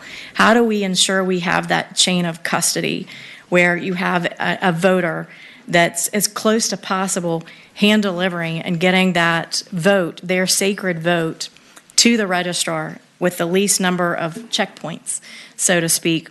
And, I'm just concerned that there are so many potential issues that go wrong with this because you have the registrar that is mailing a live ballot, and if the person moves, now that it's supposed to change if they move, but does that always happen? And we know there's human error. Every once in a while, we have mistakes that happen.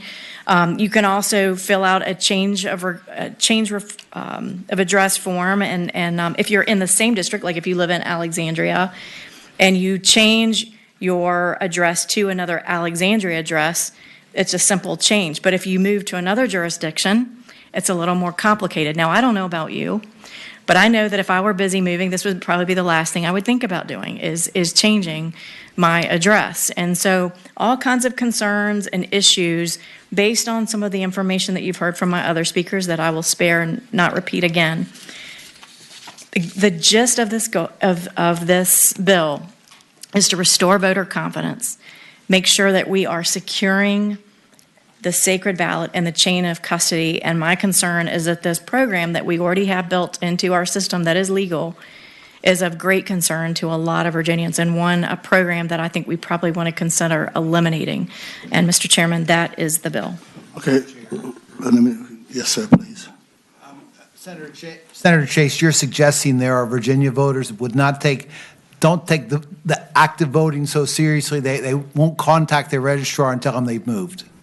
I'm saying, Mr. Deeds, that I have, as a mother of 4 kids, I do the very best I can to keep up, dot all my I's and cross all my T's, and I'm a very responsible individual. But you know what? Even responsible individuals sometimes don't always remember everything until maybe it's too late, because life is busy, life happens, we do the best we can, but errors happen.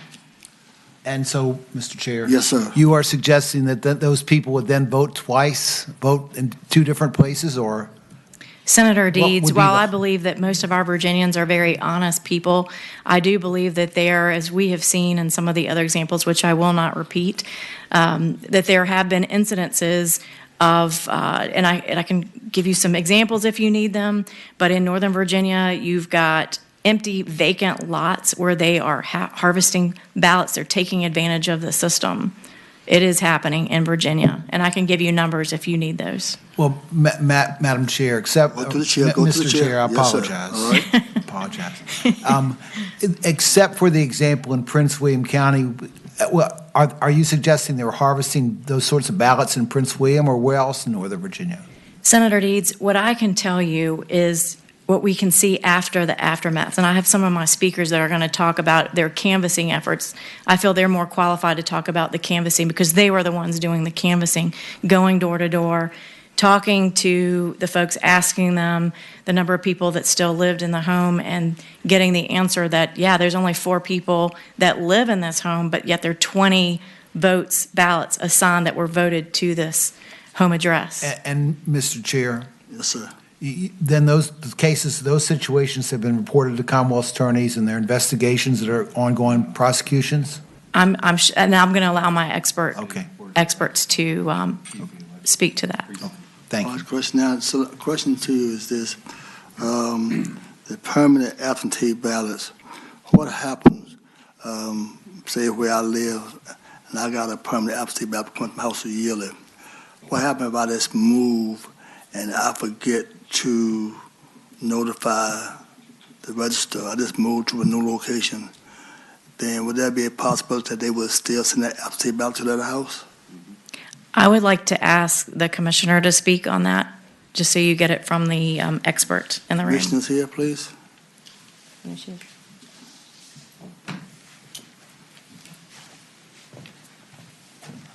My question is, I get a permanent absentee ballot to my house, and so I hit the lottery, and I move, and I forget to inform the register that I have moved. Will I still get an absentee ballot at that house? Yes, you will, Chairman Sproul. That's the second question. So now where I moved to, I registered, say I moved to Norfolk. I live in Chesapeake now. So I'm going to change my registration to Norfolk. Then they would know then that they are not to send me absentee ballot? Yes, sir. You would also likely be picked up in our now biannual NCOA mailings if you moved, and they would be able to contact you and give you the opportunity to update your record as well. If you did not do that after 2 federal elections, you would be removed from the voter list. Thank you so much. There from the members from the committees and report. Any questions? Mr. Chairman, I had a quick question for Ms. Yes, Beals. sir. Just a really quick question. I just did a quick search of the file while I was sitting up here, and I noted there's at least, I think, about 240,000 Virginians who've signed up for this service since it went live about 2 years ago.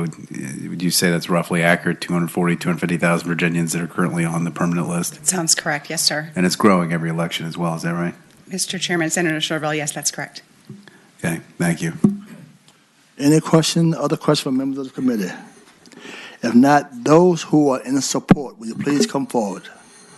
Those who are in support. 5 minutes per side. 5 minutes per side. So 5 minutes or 1 minute per side? Okay. But the kid just, Thank you, Mr. Chairman. You can't do no better than Ms. Bill. She's excellent. So all I'm interested in that you are in support. Yes, sir. Yeah, I'm here. I rise in support of this bill, obviously, and all I ask for is this side of the aisle here. If you would consider not doing a PBI and actually voting on record on whether or not you want to support and improve our electoral system, or you're going to decline and continue to have our electoral system as is, and actually even continuing to devolve into total chaos. So, thank you. Thank you, sir. Next, please. Thank you, Mr. Chairman. I can actually speak to this also. I've been very involved in this thing for 2 years, not because I have nothing else better to do in my retirement, but seeing how I got children and grandchildren, I figured I need to secure their future, or this nation is not going to have a future at all.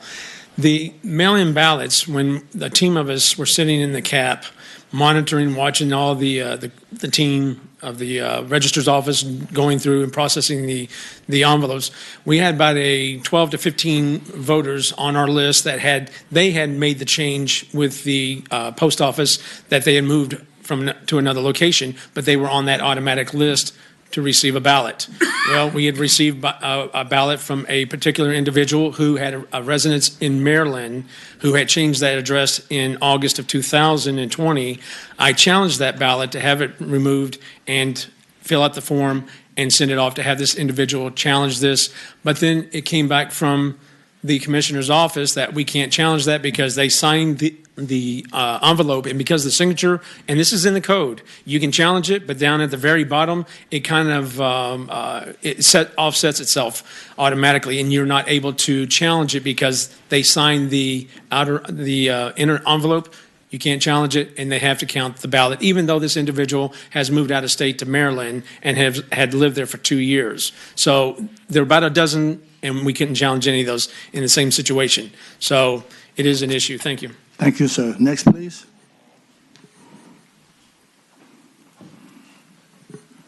Again, Commander James Manship. I was with Defend America Vote, and one of my jobs was to increase absentee ballot voting. We went from 48% military participation in absentee ballot to 72%, from 88 to 90. So I had some experience with absentee ballot.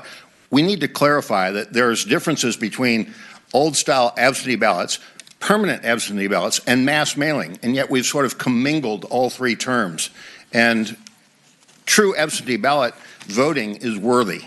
Now, one other thing, I spoke about ballots. We used to keep track of every piece of classified material. Why are our ballots not as valuable as a $1 bill, each one of which has a serial number, so that we get a serial number on every ballot, so that we don't have duplication of mass mailing, how many of our ballots are needed to win an election? Thank you. Thank you, sir. Anyone else speaking up support?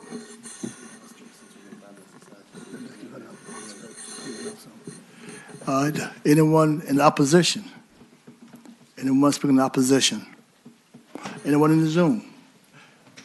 Minute apiece, please. How many you have?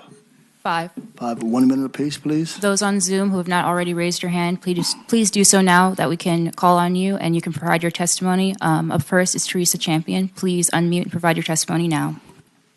Hi, good afternoon. Thank you very much. My name is Teresa Champion, and I'm with the Virginia Autism Project and the Virginia Autism Advocacy Alliance. Many of these bills that are trying to limit absentee voting are problematic for people with disabilities and their caregivers. Requiring this re-enrollment in absentee voting rolls is a burden. I personally use that and receive our absentee ballots, and we send those back. Also, the tools for verifying voter registration and checking the status of absentee voting protects against any potential abuse of this system. Limiting the timeline, removing easy access boxes, and other limitations creates barriers for voting for people with disabilities and their caregivers.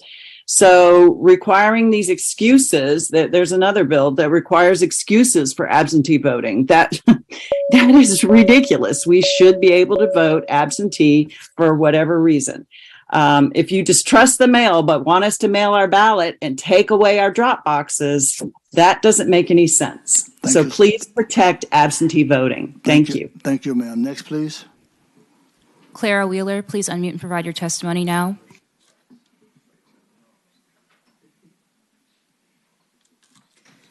Clara Wheeler, please unmute and provide your testimony now. Ma'am, thank you. Chairman Sproul, members of the committee, thank you very much. I think that the patron, Senator Chase, and Commissioner Beals has stated very well and very clearly, if you are on an absentee ballot list and you're on the permanent absentee ballot list and you move, but you fail to notify your registrar, an absentee ballot will be mailed to your previous mailing address.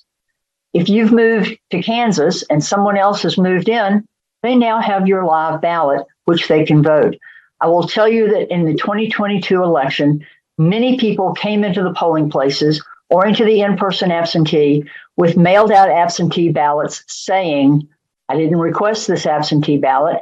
I didn't want an absentee ballot for this election. What do?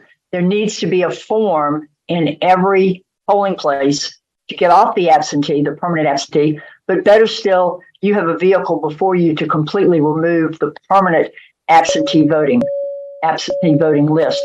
Students move all the time and they never think about changing their voter registration. And so ballots will continue to go to students wherever they matriculated. Thank you very much for your consideration. Thank you, ma'am. Next, please. Ann Gregorian, please unmute and provide your testimony now. Yes, thank you very much. I would like to say that I think a lot of those ballots that you referenced, Mr. Deeds or Senator Deeds, were automatically signed up. I was in the polls quite a bit this year, and I was also a canvasser for some candidates. I'll give you one instance. There was an 85-year-old man who came to vote curbside. He had been to the other satellite location, very confused, didn't understand what was going on. What had happened is, somehow, whether he was put on the permanent absentee ballot because of this automatic sign-up, or whether somebody had requested an absentee ballot, he didn't understand why he was at the polls and was unable to vote. There was no form that allowed him to say, I didn't ask for this ballot, but I still want to cast a live ballot, as there is for somebody that says, yes, I requested a ballot, but I lost it, or I forgot it, or I just didn't want to bring it back. So there's a problem in trying to get information, Senator Deeds, because nobody will track this information. Now, fortunately, for that instance, I happened to be out canvassing. I told the man, because I know the law, file a complaint about this situation, as he had to file a provisional ballot. He was very upset. Very elderly, made a big effort to get to the polls. People don't know they can file a complaint. That's not common knowledge. So really, there's problems with this process, and there's problems with these ballots. Thank you very much. I appreciate it. Yes, ma'am. Thank you so much. Next, please. Diana Howard, please unmute and provide your testimony now. You'll be followed by Vic Nichols, the last speaker. Hi, Diana Howard, Chair of the Virginia Beach Tea Party. We do support this bill, and like people have already told you, there's problems with the voter rolls, and there's problems with like the lady that came to me and said her husband was dead for a couple of years and she still got an absentee ballot for him, and other people that have moved and it's still going to their house. I mean, unless you can verify those voter rolls, this should not happen. So we would appreciate this being reported at a committee. Thank you, ma'am. Next, please. Lastly, Vic Nichols, please unmute and provide your testimony.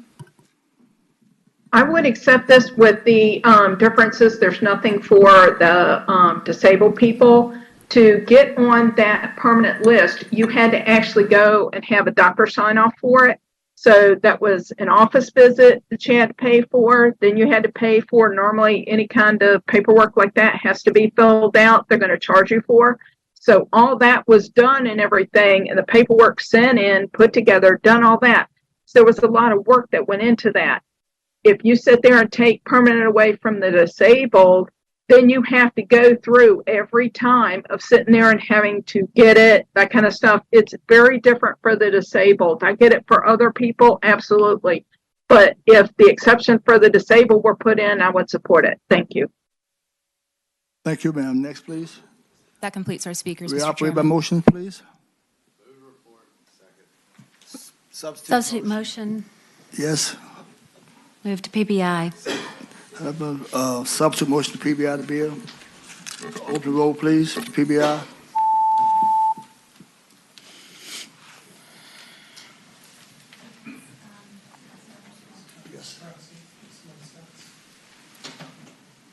Ayes 9, noes 6. Thank you so much. Thank you, Mr. Chairman. And next week, I guess we'll be speaking on House Senate Bill 884, the voter confidence. Thank you. Appreciate it.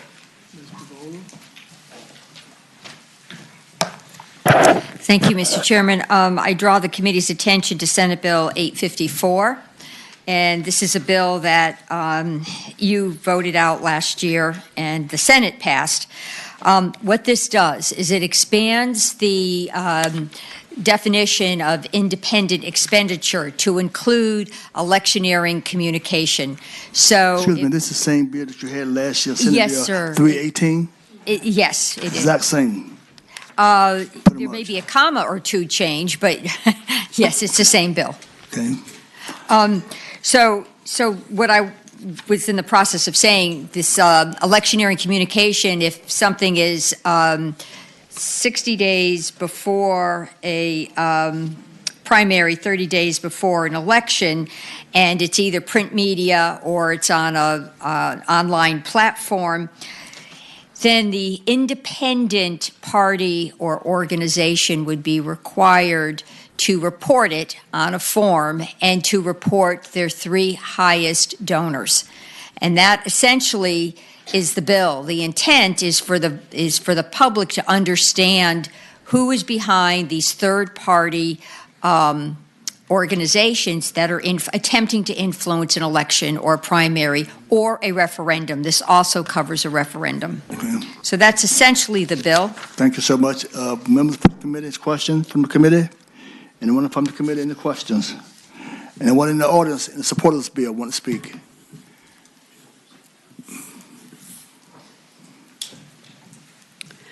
The League of Women Voters supports SB 854. This bill would be an important first step to enhance the transparency of campaign funding. We support requiring information about the sponsors of political ads and their top donors be revealed. We are also committed to continue our work on this important issue, including application to digital ads as described in our written statement. Thank you. Thank you, ma'am. Anyone else in support? Anyone in the audience in opposition of the bill? Anyone in opposition? Anyone in Zoom? A minute apiece, please. Thank you so much. Those on Zoom who would like to speak, please raise your hand if you've not done so. Jessica Mott, please unmute and provide your testimony now. Okay, my name is Jessica Mott from Arlington, Virginia. I'm a constituent and neighbor of Senator Vivola and a member of the executive committee of the grassroots group We of Action, otherwise known as WOFA. I support SB 854, otherwise known as what we've nicknamed the Sunshine Bill. As an active and responsible citizen, it is important for me to be able to assess information and views included in candidate and referendum campaign advertisements. This assessment requires knowing the sources and donors who sponsor electoral advertisements, including when these advertisements are funded independently of campaign committees. I know that in common with other voters, I don't like being poorly informed or manipulated.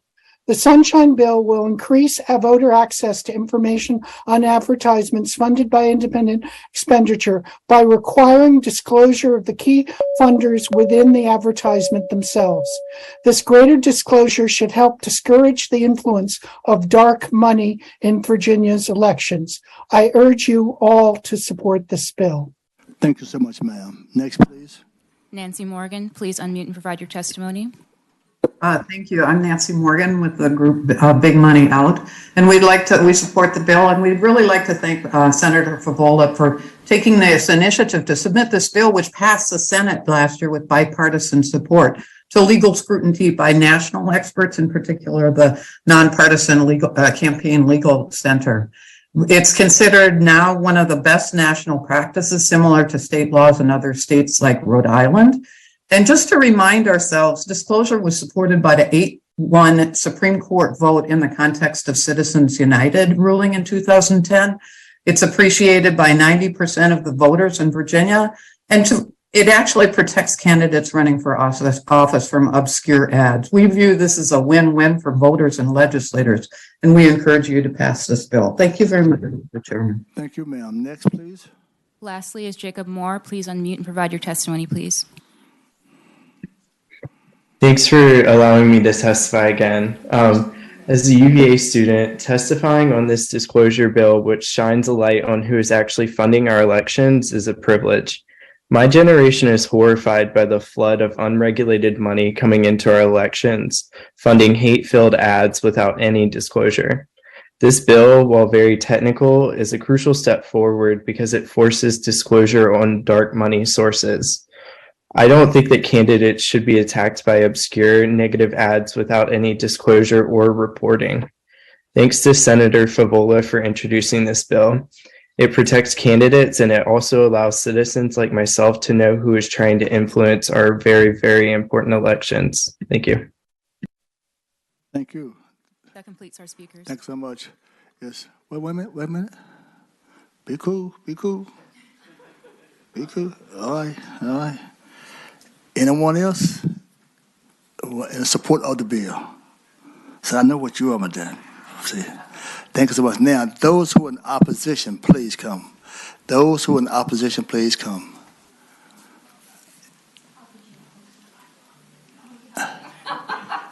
You have a minute. this legislation. Let's back up a minute. What's your name, please? My name is Benjamin Knotts. I'm with Americans for Prosperity, and we respectfully oppose this legislation. Okay. It's rooted in, this goes all the way back to NAACP versus Alabama, where people wanted to get lists of people so that they could be basically doxxed. And that's wrong. If you're going to support a cause and you support an issue, then it's very, very important that you have that privacy. If you directly support a candidate, that's disclosed. And we already require some level of disclosure when the status quo enables people to do that. But that's very important to us that we don't, environments where election officials are getting harassed over election results and environments where justices or whoever is getting harassed on both sides of the political spectrum, people that support a cause financially should not have their names disclosed for the public so that it'd be all over Twitter so somebody could be harassed or whatever. But I really appreciate the conversation. And thank you, Senator. Thank you so much. Do we have anyone else in opposition? Mr. Chair, Yes, ma'am. I would just like to, maybe it's a question of the patron or just an observation. Yes, ma'am. I understand where the patron is coming from, and I understand the motivation here because I do 100% support transparency. And what you're not trying to do is say you can't make independent expenditures. That's correct. I'm not saying that. Which I love. You're just trying to make it transparent. That's right. As it works now, those contributions or those IEs are currently disclosed in an IE report. Mm-hmm. When this bill came up last time, and I don't want to relitigate it because we had this bill before, so I don't want to do this at this late hour and make everybody discuss it again. But one of the questions that came up before was, it's already being disclosed. If you're requiring this disclosure in the digital ad or in the ad, one of the questions becomes, are you picking on the top three? Are you requiring something additional of the guy who gave the $1 more and he's at the top three? Is there a chilling effect? Are you going to then be playing the game, and I hate to say this because I do this for a living, are you going to be playing the game of, let me call ahead and don't let me be number three, make me number four, return $5? I mean, there's always an impact that you don't think about. Is it going to have a chilling effect on the person who says, I'm super happy to be disclosed. I don't mind being on your IE report, your 24-hour report that goes to the state board that anybody can go look at. I don't want to be all over social media. I don't want to be on your IE ad. And people say, it's ugly, it mucks up my message. Why do I want this guy's name or this group's name on the bottom of my ad? It totally muddles up my message. And you would probably say that if you were running a group that had an IE and you're trying to say, I want my IE. Let's say you're, people for green fields and you're out there and your message is this and you've got three big long names that go at the bottom. So the mission is right. Your idea of transparency is right. Your goal of not reducing people's freedom of speech is right, because contributions really are speech. And we've said that, and the courts have said that. But as a practical matter, what people never really think about is from the standpoint of the practical. And that is, one day if you no longer do this job and you go run IEs or you make ads, you'll say, gosh, this is really a pain in the neck because I have this very expensive ad. Right. I get such a tiny amount of space. I have so much, I'm very limited in my ability to advocate for the environment or for whatever it is I'm trying to advocate for in the space of this IE where I'm talking about how amazing Barbara Favola is as a candidate. And suddenly I've got all this space now that we're paying for that has to list three people. And what about the third person who says, this really kind of violates my privacy in a way that I'm not comfortable with? I gave to that group. I already am disclosed. And I hate that I'm not one of those three people. I'm either not going to, or I'm going to give less. So I'm just raising, those are the reasons that I'm not hugely in favor of it. For all the reasons that you or Chap or anybody else came, they're all good purposed and they're good missions. But in your case, it's transparency. I love it. But that's why I have to not support the bill, because there are, unfortunately, unintended consequences that will drive donors to do weird things and will make it a little bit difficult for the message and for that very limited, super expensive media for people. It'll muck up that pretty image. Right. And aesthetically, it's super ugly when you have three big names down there, and also for people who just didn't want that. So for that reason, I just wanted to explain why I'm going to be a hard no, and I apologize for talking about it so long. No, Mr. Chairman, I appreciate your comments, Senator Vogelin. I think you made those comments last year on the floor. I mean, certainly any law or rule, people are going to try to find a loophole around. I mean, that covers the entire gambit. So, I mean, I can't disagree that somebody might try to figure out if they're number 3 or number 4 is the donor. I don't disagree with that. But I believe that there is a greater, when you're balancing the public benefit versus the inconvenience, or what you would say the discouraging a donor, I think the public benefit outweighs the inconvenience to an individual. Mr. Chair, But can I that's ask my one view. follow-up question? Yes, ma'am. What if 2 or 3 people give the same amount? Does it address that? It does. And my understanding. I can't remember. I thought it did. Do you have to put them all on And maybe, the ad? Brooks, do you want to go ahead and answer that? Mr. Chairman, Senator, if you go to, for instance, it's in there several times, but on line 267 I have in front of me, Yeah. it says if the 3 largest contributors cannot be determined because multiple contributors have given the same amount, then the names of all the contributors, that would be one of the 3 largest contributors, but for another contributor. Okay. Thank you, Mr. Chair. Yeah, I remember that now from before. Okay, thank you. That would be something maybe, just as a courtesy to anybody who's running those ads, you might want to Consider deleting. Is that what you're Well, maybe. Yeah, I just think that would be really hard, because if you had multiples of those that also now have to appear on the ad, but that's something to think about. Thank you, Mr. Chairman. Thank you. Anyone? If I could have your votes, Senator Vogel, I certainly would be willing to. Madam Chair, I appreciate what you're saying. Go to the chair, please. Oh, excuse me, Mr. Chair. Bless your heart. Anyone else in opposition? Anyone else in support that wants to speak? Are all minds clear? If all minds clear, be removed by motion, please. Move to gently PBI, Mr. Chair. It's been a motion by PBI. Do we have a second? Do we have a second? Second. Is the second to the report of the PBI? Let me back up again. Let me start again. Do we have a motion first? Be one at a time. We have a motion to report. All right. Do we have a second? There has been a motion to report, and there has been a second. Please open the roll.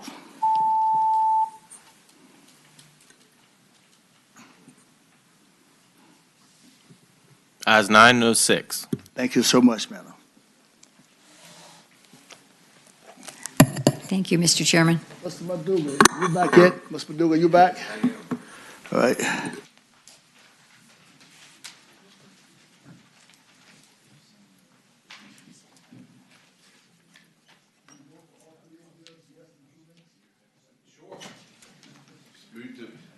Move to report them all in the block is fine with me, Mr. Chairman.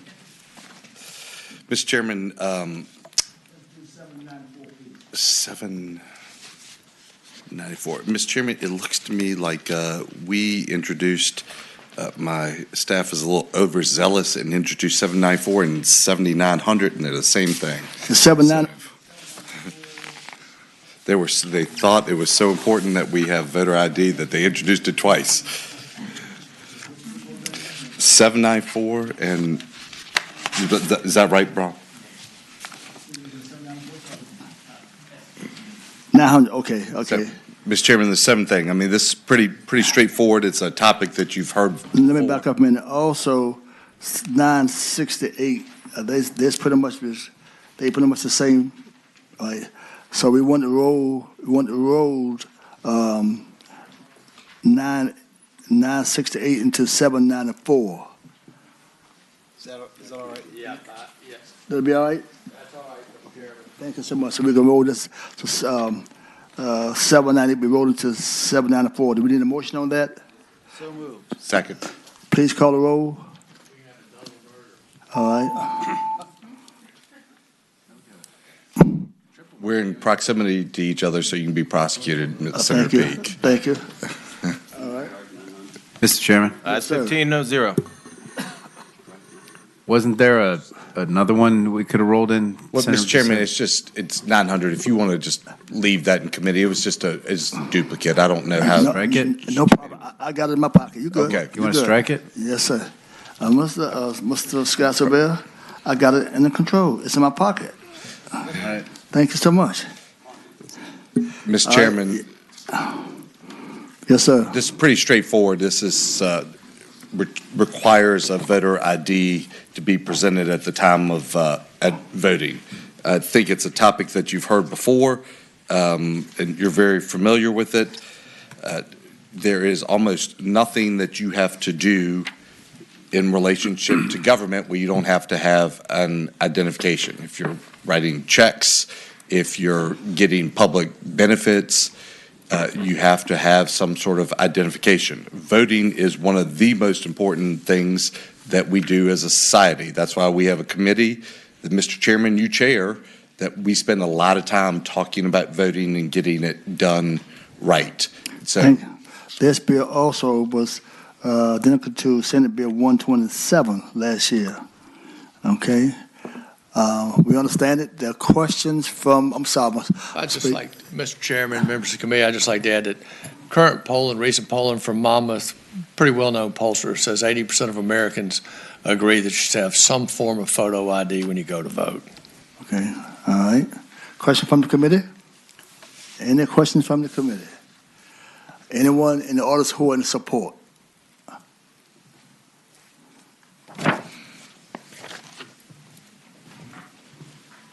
Good afternoon, Mr. Chairman. My name is Susan Beals. I'm the Commissioner of Elections for the Commonwealth of Virginia. I'm here today to speak in support of S900. I'm sorry, I guess it's S794 now, to restore photo ID to Virginia's elections. Requiring our photo ID to vote is seen as the best way to confirm the voter's identity and avoid checking in the wrong voter when they present themselves to vote.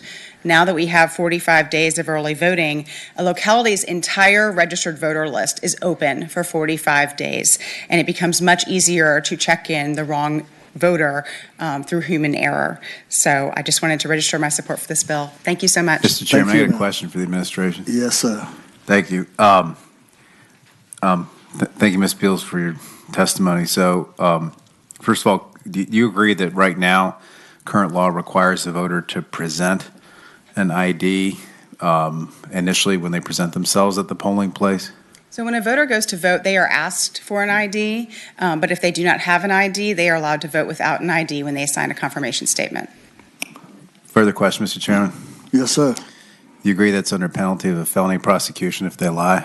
It is, but it's sort of hard to follow up if the person's forging a name, you don't know who that person is. Okay, Mr. Chairman? Yes, sir. Further question. Is the department aware of a single person that's been prosecuted in Virginia for faking their identity in order to vote, say, since you've been commissioner or maybe in the last 5 years? I have not been aware of that the time since I've been commissioner. Further question, Mr. Chairman? Yes, sir. We're not in court now. I got it. Well, All right. the administration's supporting this bill this year, which is a little different than the last 8 years.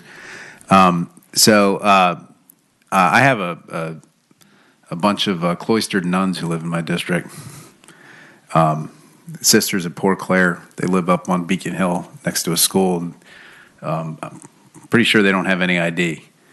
If we were to adopt this policy, how would you propose that these nuns in my district would be able to vote? Do they have a social security number? I assume, I don't know. You need Never a social asked them. security number to register to vote in Virginia. Okay, Mr. Chairman, further question. Yes, sir. After this, we're going to move to somebody else. Okay, then I'm going to put multiple questions together. They don't have an ID. They don't have a state-issued ID because they're nuns. They don't need it. They live in a monastery. They don't go out very much. I'm worried about them. I've met people in my district who are in their upper 90s who don't get their license renewed because they can't drive anymore. I've been in a courthouse every day where I see dozens and dozens of people, if not thousands statewide, whose licenses are taken by a judge because they happen to be in court in close proximity to when they have to go to court. I believe last time I checked with the DMV, there was over 400,000 licenses that are suspended every year. And I've also had many of my clients who lose their license because they're forgetful, they lose their wallet, they lose track of it. And my question is the government Is the administration concerned about any of these people not being able to exercise their constitutional right to vote simply because of a fortuity, because they happen to have a court date recently, because they happen to be really old? Do any of those things concern the administration? So thankfully, this bill makes accommodations for those who do not have an ID by offering them a free photo ID that can be made for them in a registrar's office. So my question for you, when a person go and vote and they don't have an ID, they vote anyway. So do they vote by provisional?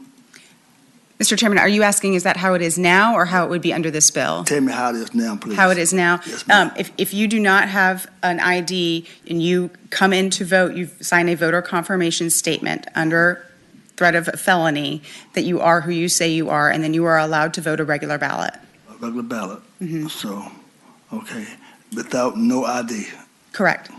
Thank you so much, ma'am.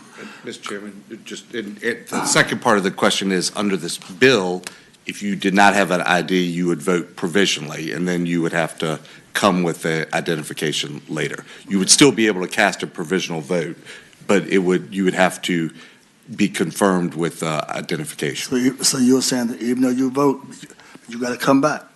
Mr. Chairman, just like with all other provisional ballots, yes, you have to come back for the confirmation. Okay. Question, question from the committee? Question from the committee? Question from the committee? Those who are in support, please come speak. Yes, sir. How you doing, Mr. Chairman? My name is Darrell. I'm a federal law enforcement officer, retired federal air marshal. Yes, sir. I was one of those guys that were flying around the sky for 6.5 million miles Yes, sir. in 19.5 years. I spent 13 years as a United States Marine serving this nation. Yes, sir. I support this bill. When I traveled, if I had to stop and detain an individual, I requested an ID. In order for that person to get on my plane, they had to have an ID to fly anywhere in this country, around the world. An ID is essential in this world to survive and function. Senator Reeves knows, he's a former law enforcement officer. He knows when he stops and detains an individual, he's going to request an ID. I want to know who I'm communicating with, and I'm also going to run a criminal check and make sure that they're not wanted. I always did that with all individuals that I ever stopped in the streets of Washington, D.C.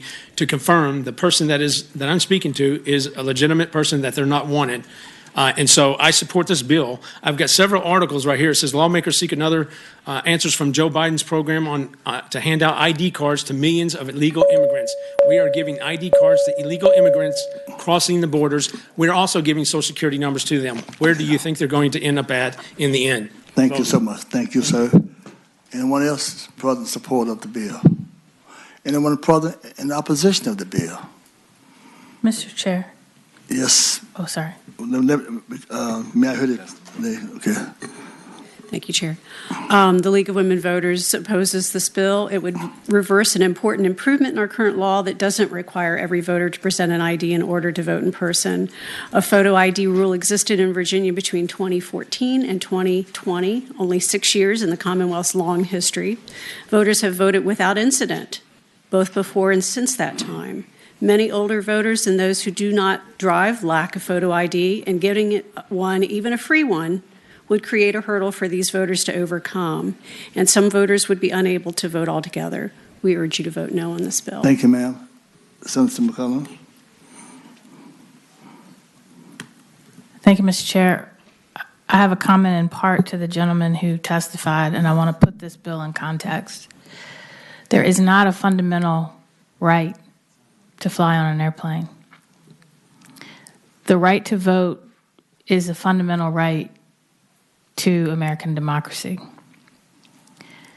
That from day one, on our shores here in Virginia, voter suppression occurred. On day one, the very first vote held in Virginia on who would lead the council at Jamestown involved voter suppression to keep John Smith from becoming chair. Ever since, and I just did an article covering the history of voting rights in Virginia. Ever since, laws were passed to keep people from voting who the majority in power feared would put them out of power. And after formerly enslaved people in this Commonwealth gained the right to vote in the 1868 Constitution, as soon as the same people who fought to keep them enslaved returned to power, they put provisions in place to strip those people of the right to vote. And we have been fighting ever since to make true that this is a government by, of, and for all the people. And any barriers to the ability to exercise that right, members of the Legislative Black Caucus, myself included, have fought. There are a lot of people that don't have a photo ID, which you've already gone into. And what this bill does is put a barrier in their way, including, yes, they can vote by provisional ballot, but they have to come back. That's an extra step that for many of them, particularly if they're elderly, and many of the people without an ID are elderly, may be homebound, need to get another ride. Or someone may have to find someone to care for their children for another day. That's why we repealed this requirement years ago, and that's why I oppose this bill now. The question, if a person comes to vote that doesn't have any ID, they're given a provision ballot. What happens if they don't come back? Does that provision ballot still count? What happened to it? I vote by provision ballot. Madam Beard, please come forward. Okay, because to me, I believe that you just can't have people just come up and vote, and that's it. But you give me a provision, but I don't have no ID. I don't have no ID. And when I come and vote, and I don't have one, you're going to give me a provision ballot. Is that right? That's correct. Now, I got my provision ballot, and I voted with my provision ballot. I don't come back. What happened? What happened now? The vote's not counted. It is considered by the electoral board of the locality, and they vote on whether or not to count the provisional ballot. So even right now. That's not right now, though, sir. Okay, so I'm talking right now. Okay, I'm sorry. I apologize. Right Chairman. now, if I'm given a provisional ballot. But you would not be given a provisional ballot for not having an ID right now because you do not need an ID to vote. Mr. Chairman, you're correct about the provisional ballot process, but today you don't get a provisional ballot if you don't have an identification. The next step today is to sign a statement, and after you sign the statement, you're given a traditional ballot and you vote. This would, if this bill were to pass, Mr. Chairman, you're correct, it would switch it to the provisional ballot. Now, you could get a provisional ballot for a different reason, and if you were given that provisional ballot, you would still have to cure whatever that other reason was. Like if there's a question about whether you'd already voted by absentee ballot, the electoral board would have to make a decision on whether that ballot had been sent in and cure that before they would count the provisional. So you were saying right now, so when I go and vote, as of today's law, and I go and vote, I don't have nothing. So on this provisional ballot, so I got to sign something and say, yes, I am who I am, so forth on. Do they verify to make sure this? If we gave this guy a ballot and he voted and he put on paper, that don't mean I'm telling the truth, because I mean people go in court and put their hand on the Bible and lie all the time. So my question is that I'm gonna sign something that says yes, who I am, and so forth on. Do they check to make sure? Do they check and make sure? So I'm going to vote, and I'm going to write on a piece of paper and say that I'm Lionel Spruill, say forth, and I could be John Doe, and I turn in, you let me vote, and my vote counts. Do you verify when I sign that piece of paper, say to them, do you verify this person is telling the truth? No, sir. Thank you. Any other question from the committee, please? Wait a minute, ma'am. Chill out. Be cool. I'm going to get you. I'm going to want my colleagues to help me out first. Any members of the colleagues want to speak first? Yes, ma'am. If you sign the attestation, you do have to be registered at that polling place. Just, you can't just come in from anywhere and cast that ballot. Yes, ma'am. Please come and help me out. Mr. Chairman, I would say, except if you're early voting, then you don't have to be at that polling place. You can be from anywhere in the jurisdiction. Mr. Chairman, committee, members of the committee, I'm Barbara Tabb, and I'm a member of the Electoral Board out in Prince George County. I want to tell you part two of this. We've actually had this and tried to prosecute. We had someone who came in, signed the affidavit, said, I am George Jones. He voted. That was fine. He's got the affidavit. On Election Day, the real person came in with his ID to try to vote. That person had to sign and then cast a provisional ballot. So we took those pieces of information, the affidavit and the information from the right person, to our Commonwealth attorney who tried to prosecute. From the law enforcement forces, they came back, what's to prosecute? We don't know. All we've got is this guy swore he's here, and this is who he is, so he signed it and he voted. There's nothing to prosecute because you don't know who you're prosecuting. And that's a real-life situation that happened last year. Question for you, ma'am. So with what he is trying to do, will that help the situation? I'm sorry? Will it help the situation, what Senator McDougal is trying to do? Will it help? Will it help what we're trying to keep? It's backwards. We're allowing somebody to come in without any kind of ID and cast a vote. Instead of saying, okay, the worst case, I don't think it's what your bill does, but I got the floor for a second, so I'll spout. What should happen if we don't change this bill, and I haven't read it enough to be able to tell you, but we've got it backwards. You don't let somebody who comes in and can't prove they are vote. You make them sign a provisional. Then if nobody else comes in and says this is who I really am and can prove it, then you can count that provisional. But you don't do it backwards. This is what we're doing now. Thank you, ma'am. Anyone else? Anyone in the Zoom? Yes, ma'am. A minute apiece, please. Shelley Oberlander, please unmute and provide your testimony now. Yes, hello, Chairman Sproul. I'm in support of this bill. This is what I came on to speak about today. I'm speaking as an election officer from Loudoun County, and I've been through several elections. And this current law is not equal treatment under the law. You're requiring some citizens to provide an ID and others not.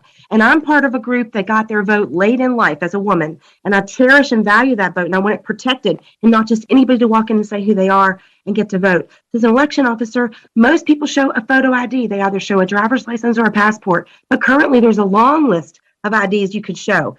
Utility bill, your voter registration card, and yet still people come in and they have no ID and they get to vote. They sign a little half piece of paper that says, I am who I say I am. We have no way to verify it. As an election officer, that makes our elections look fraudulent. And I have to do it because it's the current law. I have to give them that piece of paper and let them vote a real ballot. I think they should have to vote a provisional ballot, and then they have 3 days at least to bring in an ID, just like everybody else, and show that they are that person and get to vote. So please vote for this bill and give us equal treatment under the law, that everybody has to show some kind of ID, and I prefer it to be a photo ID. As well, as you know, expired licenses are accepted, and there are other DMV issued IDs. You don't have to be a driver's license if you're not allowed to drive. There's a lot of options for a photo ID as well. Thank you, ma'am. Appreciate your support. Thank you. Next, please. Clara Wheeler, please unmute and provide your testimony now. Good afternoon, Chairman Sproul and members of the community. I want to remind you that under Virginia law, in order to buy a pack of cigarettes, you must show a photo ID. I don't smoke. You can return a photo ID under the law, which Senator McDougal is presenting.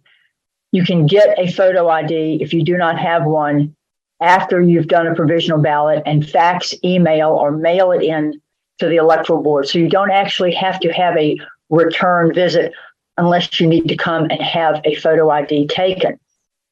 If you want to use Medicare or Medicaid for the elderly population, Medicare, if you want to use a Medicare card when you go to visit your doctor, you must show a photo ID. So if you're 95 years old and it's your first trip to a doctor, you need to have a photo ID.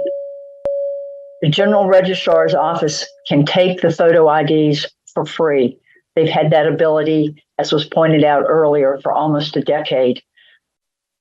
The fundamental right to vote is certainly one we all cherish. No one expressed it better than Andrew Young. At the time, he was the mayor of Atlanta, the first black mayor of Atlanta. Ma'am, if you can wrap it up. And yes, sir. And the quote from Andrew Young was, quote, "I would like to thank the legislators of Georgia for giving all Georgia citizens a photo ID because you cannot participate in mainstream America without one," close quote. Thank you very much. Thank you, ma'am. Next, please. Diana Howard, please unmute and provide your testimony now. Hi, I'm Diana Howard, chair of the Virginia Beach Tea Party, and I actually witnessed this. I was at the early polls when a gentleman came in to vote, and he was told that he'd already voted. And he said, "No, I didn't. I'm right here." And he argued back and forth with this person, and they allowed him to do a provisional ballot, right? Even though he had the ID to show it was him, but they said he'd already voted. So what happens then? Do we now have two votes? He had to do a provisional ballot, and this other person got away with voting in his place. Did both votes count? So we need to put the guardrails back on voting. My vote should not be stolen by somebody that goes in there and claims they're me when they're not. Thank you so much, ma'am. Next, please. Lastly is Anne Gregorian. Please unmute and provide your testimony now. Yes, I would just like to say in 2016, this case about voter IDs went for the Fourth Circuit of Virginia, and they could not produce anyone that actually their right was taken away to vote because they didn't have a voter ID. Most people just didn't bring their ID, or they were offered an opportunity to have an ID at the registrar, and they said, "No, I want to have my picture taken." So I'm curious. It seems that when we run into these situations, it seems that instead of promoting legislation that finds the solution for the few people, such as the nuns, that may have a problem getting an ID, that we change the entire system to accommodate the few. And I don't understand what that mindset is. If there are truly people that have problems getting an ID, perhaps we're better spending our time trying to find a solution for those few instead of changing the entire system to accommodate the few and throw the baby out with the bathwater, so to say. Thank you. Thank you, ma'am. That completes the speakers. Thank you. Mr. Chair, Yes, sir. Yes, ma'am. I would just like to make an observation, and then I'll make a motion. I think we're all really practical people here, and I think we also know that the majority of the important things that we address in the legislature really aren't partisan. And a lot of the times we make them partisan because we're red shirts and blue shirts, and that's what our people at home really like to hear.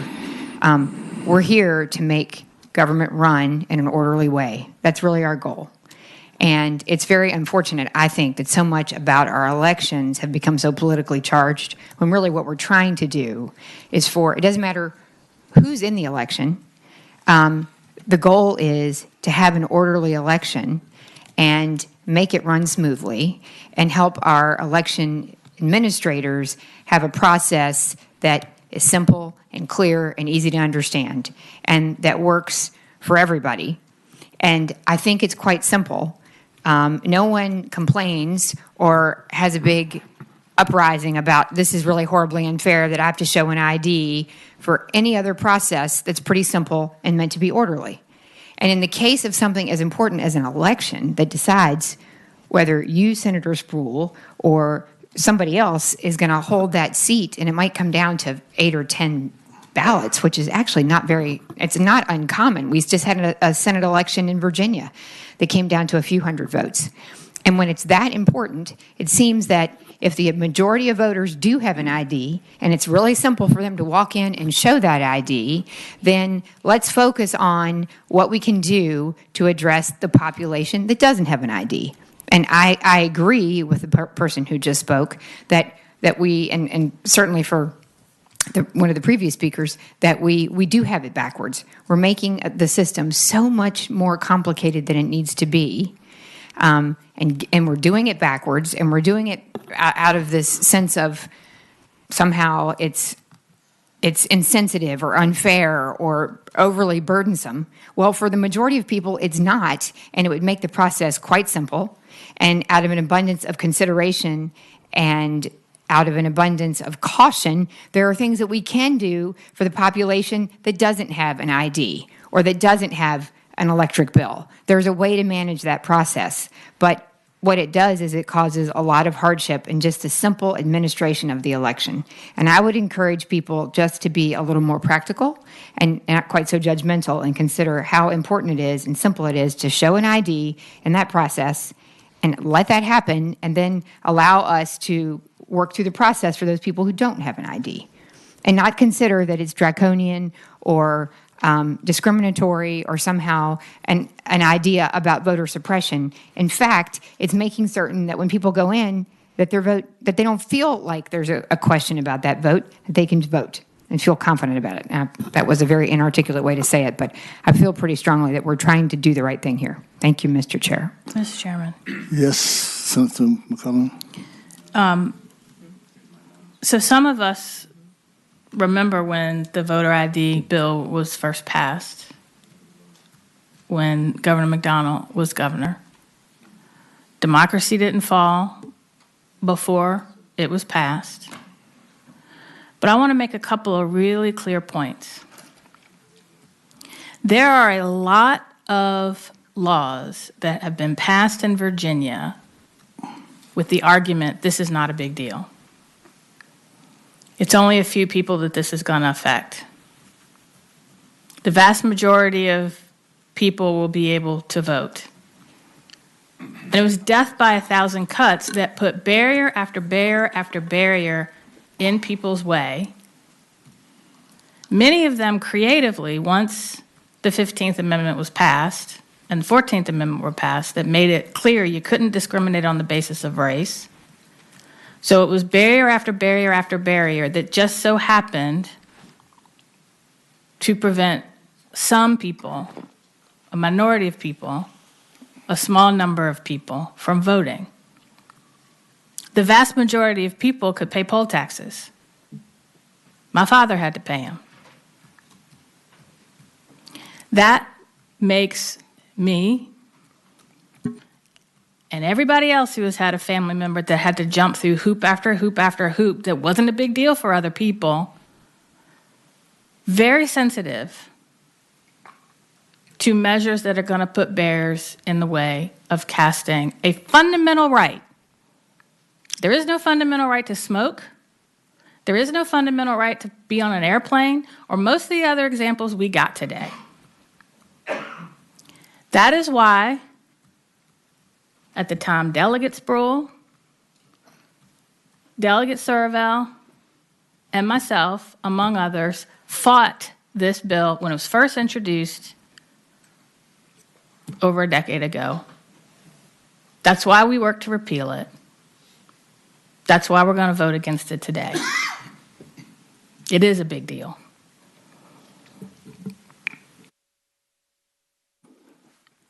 Any more comments from the members? We operate by motions. Mr. Chairman, Yes, sir. You can wrap up. Yes, sir. 30 seconds. Mr. Chairman, I do think that this is an important topic, and I do think individual members have very strong feelings, but we ought to be equally as concerned about individuals voting who they say they are. And we heard examples here today in this committee, one from a local registrar of individuals coming in who had their IDs and wanted to vote, and somebody had claimed to be them. Somebody had claimed to be them and taken away their fundamental right to vote. We should be concerned about that. We should be angry about that. And Mr. Chairman, we should be taking steps to make sure that does not happen. Maybe you don't like my bill. I think it's a good bill. Maybe you don't like it. But at the very least, we should be doing something to say, if you don't have an ID, then vote provisionally so that somebody can't take your vote when you go to exercise that fundamental right. Mr. Chairman. Yes, sir. Thank you. I have a motion to PBI. Speaking of the motion really quick. Yes, sir. Mr. Chairman, I appreciate we've gotten a couple of anecdotes which nobody's been able to investigate, but maybe perhaps with the Attorney General's new voter integrity unit, we might get some clarity about the issue. notwithstanding that, we have 5.4 million registered voters in Virginia, and one anecdote doesn't seem to me to be the reason to change the whole law, so I'd move to PBI. Have a motion and a second to PBI the bill. Open the roll, please.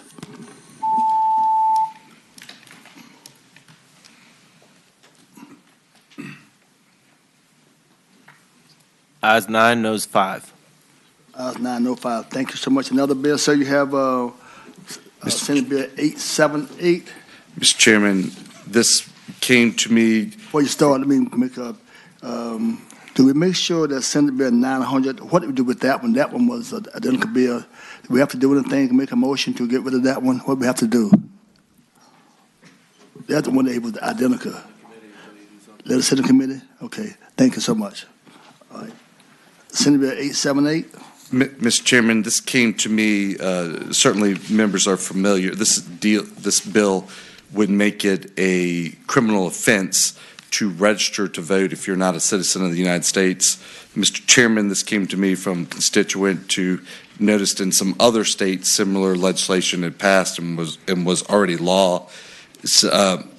We looked through the process. It's my, and I didn't bring it up here because I ran from the other committee, so I didn't grab all my notes. But in the Constitution, it says you cannot register to vote if you're not a citizen, but it does not establish a criminal penalty for that. So this bill would establish the criminal penalty for what our Constitution says you cannot do. Mr. President, Mr. Chairman. Yes, sir. I would just ask staff, what's the penalty for a violation for executing it? You've got to swear under oath that you are a citizen to register to vote, I would think. I mean, is there a penalty for that right now?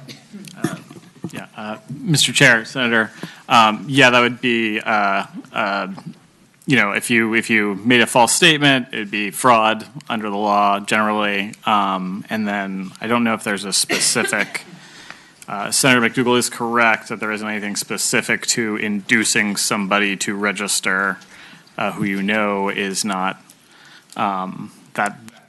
Well, Mr. Chair, if it's against the law what is the penalty? Brooks, do you know? Is it a Class 1 misdemeanor? I think it is a Class 5 or 6, but let me check, Mr. Chair. Fraud? Fraud? Yeah.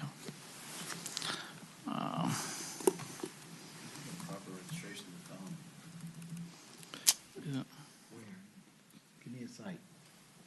Mr. Chairman, I would say in the language, I think that if you make a false statement on a form, that is a offense. But this bill goes farther than that, and it talks about, on lines 32, procure, assist, or induce another. So it is not only the individual that makes the false statement, it would be an individual that would procure, assist, or induce. So if somebody induced somebody, said, here, clearly you'd have the evidentiary burden to establish that they knew that the person was not, but those are the other elements. Yeah, Mr. Chairman. 182168, is that what you're looking? 24.2. Hold a minute. Go through the chair, y'all. Go through the chair. Yes. Yeah, Mr. Chair, Senator Deeds, it's 24.2-1016 false statement penalties, and that's a Class 5 felony. All right. Questions from the committee? Any comments from the committee? Anyone in the audience? I'm sorry. Thank you, Senator Evans. Yeah, thank you, Mr. Chair. So on line 16, it says a person who is not a citizen of the U.S. shall not be entitled to register to vote as provided in this chapter. Is it implied somewhere that obviously that they have to live in Virginia? Is that already stated here?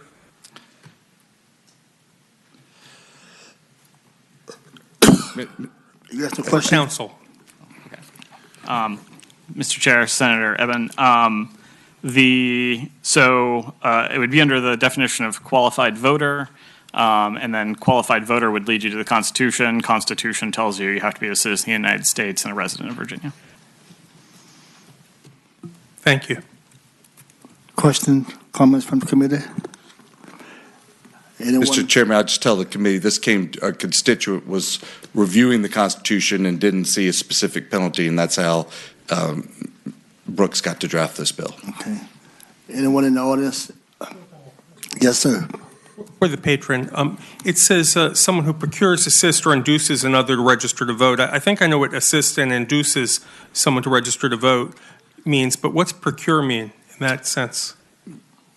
Mr. Chairman, as we were going through, I think as Brooks drafted that procures would mean you go out and obtain it, much like if you were doing any other voter registration drive. So it differs from assists or induces? It has another meaning? Well, Mr. Chairman, I would say that assist would be if you helped, so you help the person fill out the form or in some way, and induces, I think inducement is some sort of benefit. So if you offered somebody lunch or money in order to register, that would be an inducement. Could be something less benign, but those could be it. And then procures would be to actually get it. Mr. Chair. But I don't know that.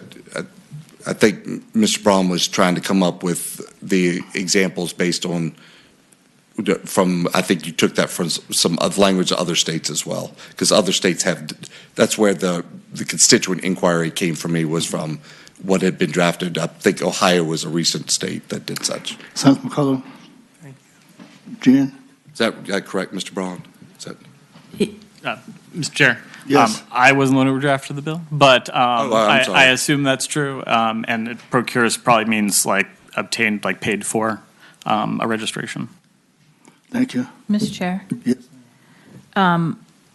So there are provisions under both federal and state law that requires language assistance, that a voter that needs either interpretation, interpreter provision, or other assistance. I think there's also, if someone is blind, we're supposed to, the local registrar or the officer of election is supposed to assist them in filling out their forms or provide translation services. If they do that, and the person that they assist turns out to not be a citizen under your bill, could they be charged with a felony? Mr. Chairman, I would say that the government has wide latitude to charge, so I would never say that the government could not charge something ever. But the government would have to prove that that individual knew that such person is not a citizen. So if you work in the registrar's office and you had somebody come in and ask for help because they were not physically able to sign or couldn't hear, and there was no indicia that they were not a citizen, then you would not be able to be convicted under this. Government would have to prove that element. But I would never say the government can't charge, because I've seen things. And I'm sure Senator Servell has too. Senator Deeds as well. Not Senator Peake. That doesn't happen in his area. All right. Wait a minute. Senator Deeds? I'm just trying, if you can prosecute one for falsely filling out those for a Class 5 felony now, if I'm procuring or assisting someone in doing that, can't you also charge them with a felony, a Class 5 felony for assisting that? And if we're doing that, aren't we dumbing down the penalty on this from a Class 5 to a Class 6?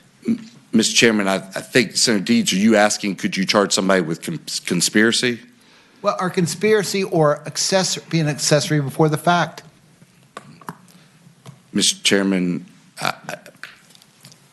I'd have to think about that. I just don't see any accessories in that way. You see accessories after the fact, somebody helping after the crime has been committed. I just don't see any of those, so I'd have to think about that. I hadn't thought about that, but I don't. And maybe, Mr. Chairman, Senator Deeds, you've seen some of those. I've just not seen any accessory charged in that way in my 25-plus year history on both sides of prosecuting and defending. Doesn't mean it. So I'm not either. I just don't know. Committee. Anyone in the audience who is in support of the bill? Anyone in the audience in opposition of the bill? Yes, ma'am. I have no testimony except to offer that the very first question on the voter registration form is, are you a citizen? Yes, ma'am. Checkbox. Thank you, ma'am. Anyone in the Zoom? If there's anyone on Zoom still that would like to speak on this bill, please raise your hand. We have one speaker, Mr. Chairman. Yes, ma'am, please. Diana Howard, please unmute and provide your testimony now.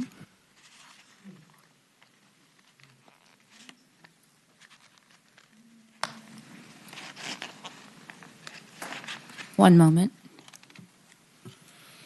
Okay, Diana Howard, if you can hear me. Oh, I just got it unmuted. Anyway, if they're gonna swear, that they're telling the truth, right? Isn't it the same thing with the person going in there swearing there's somebody else and voting? So they can lie on the form, just like they're lying at the poll saying there's somebody they're not, and they're voting without an ID. Thank you so much, ma'am. We operate by motions. PBI. Second. It's been moved and seconded. Bill be PBI. Open the roll, please.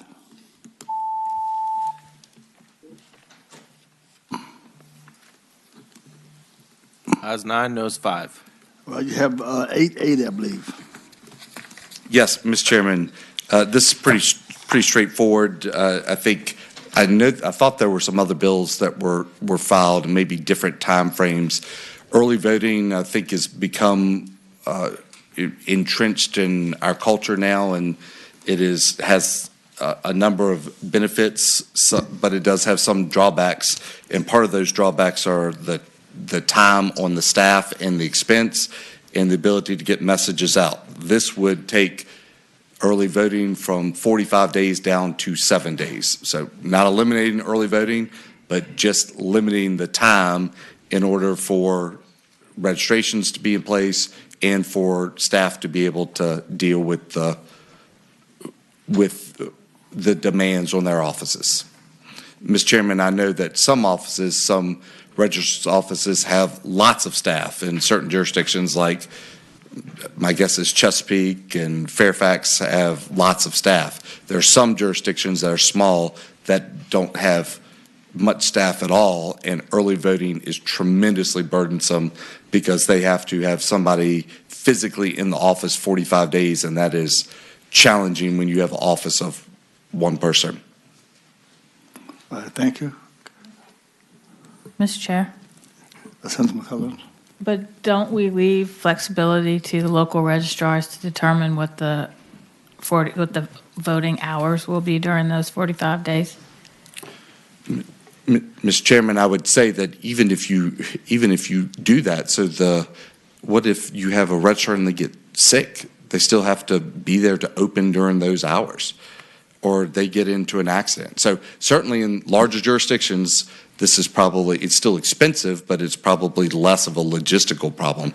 In rural areas, with one person having to be there, you have to have access to it. I mean, we've pretty much made the decision that during the week, somebody has to physically be there during that period of time. So it does have an impact on them. I think there is flexibility around the weekends, but the week is... Well, Ms. Chair, I represent a rural locality as well, and they have different early voting hours than the city of Richmond or Henrico County. So they have flexibility around the hours of their office. Okay, any other questions, Mr. Committee? Senator Evans? Yeah, a comment maybe that the senator might want to react to. I think that you can also create quite a burden because where I live in Arlington, Alexandria, we've got tens of thousands of people who've early voted. And if you were to say to those people you can only do it within 7 days, the amount of staff that would be required on call at that time to process all those people through in an orderly amount of time within 7 days would be excessive. I mean, they would need hundreds of people to get those people not having to wait for hours and hours in line. I don't know what you would do about that circumstance. But I mean, I think, this isn't shortening it from 45 to 30 days. This is shortening it to 7 days, which is just way too short, in my opinion. Okay, any other questions? Any other comments from members of the committee? Anyone in the audience for the support? Come forward. Anyone in support? Anyone in the audience in opposition? Deb Wake, League of Women Voters of Virginia. We oppose this bill. It would restrict early in-person voting to 7 days, which is really only 5 working days, from currently permitted 45 days. Early voting is popular with voters who prefer to vote in person, and they rely on it, especially those who work long hours or multiple jobs, commute long distances, and have family demands. Virginia allows 45 days of early voting because ballots must be available 45 days before the election to give military and overseas voters time to get them. This bill would deprive the rest of Virginia's voters the same welcome opportunity to vote, and we urge you to support no on the bill. Thank you, ma'am. Anyone else in opposition of the bill? Anyone in the Zoom? Those in Zoom who would like to speak, please raise your hand electronically. Shelley Oberlander, you may unmute and begin your testimony. Hello, Chairman Sproul. This is Shelley Oberlander again. I am an election officer from Loudoun County. I've worked 45 days of early voting, the 45 days. It is exhausting for the registrar, for the staff, and for the election officers. It's confusing for elderly and immigrant voters. They come over to you and say after they vote, well, the immigrant and foreigners say, when do I come back to vote again? They think it's a primary. The elderly sadly forget that they voted, and sometimes they come to vote again, and that's a felony. It's very confusing. It's too long. I actually, after the last election, 2021, I got COVID, and I ended up with a pneumonia in the hospital because I was so exhausted from the working of the 45 days. As one senator said, the registrar can adjust the hours.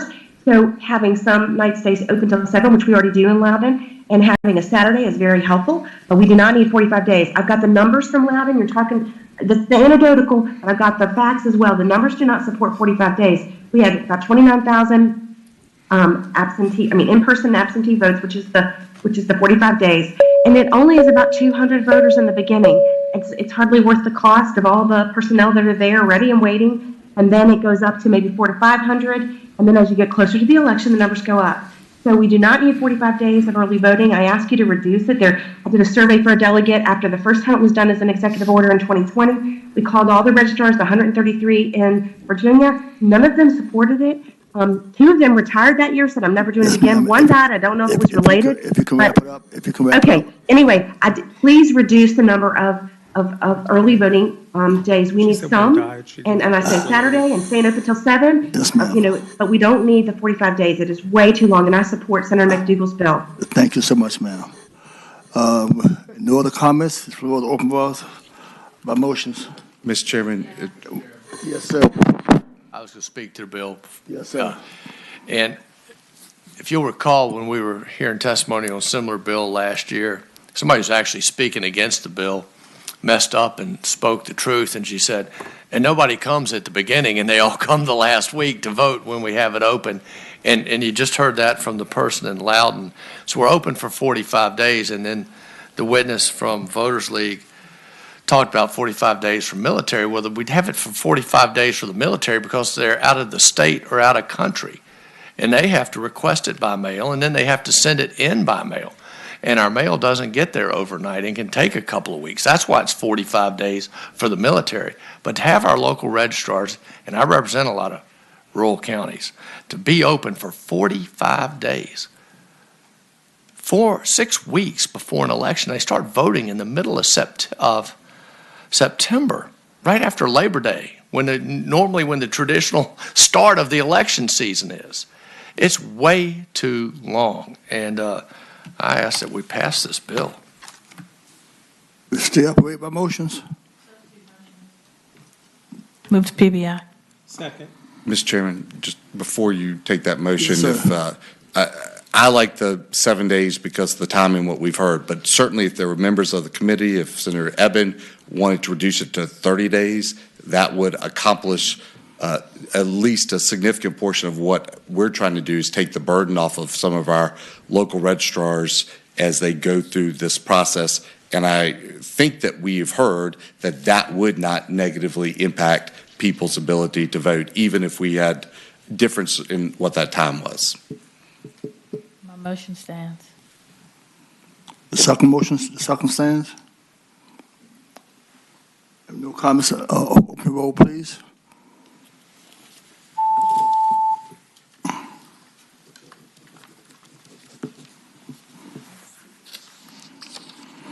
Motions to PBI. Thank you. That's it. That's you have. Thank you, Mr. Chairman. Thank you. Ayes 10, noes 4. We have Adam, we have a Senate Bill 907 by me, and you have a bill also.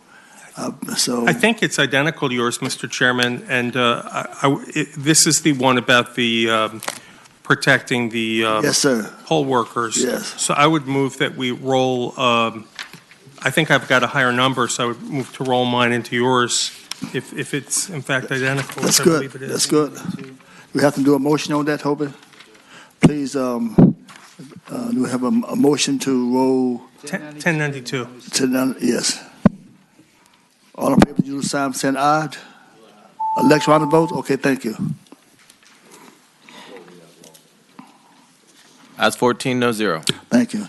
Mr. Chairman, the members of 907, it adds election officials and any employees of an election official to the list of individuals that may provide a P.O. box instead of their current street address for their registration record.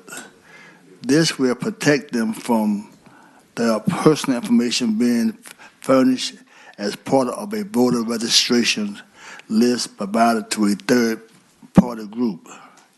Clarification that it is against the law to bribe, intimidate, threaten, or coerce, to willfully hinder or prevent, or attempt hinder or prevent any election official or employees of an election official from carrying out their current duties in the administration of the election, not just at polling place, but satellite polls, office, or any other voting place. What we have found in some locations is that the election officials are being threatened, especially you can go to some places you can see less than 20 yards away from the voting spot that you're allowed to go and vote, you stay away from. You can somebody with guns, intimidate folks as they go in. So what I'm trying to do is trying to protect those who work inside the election officials, try to protect them because they've been checking out that where they live, that they've been chatting in the home, sending letters and threatening those folks. So we allow them to use a P.O. box and that we can allow them to have some type of protection. That's the rest of the bill. Mr. Chairman? Yes, sir. Given that I think we're sticking with your bill, do you think Mr. Senator Deeds maybe ought to take over the committee and run it while you're presenting your bill? I apologize. This is my first time. I apologize. Okay. Now there's a new boss in town. I apologize.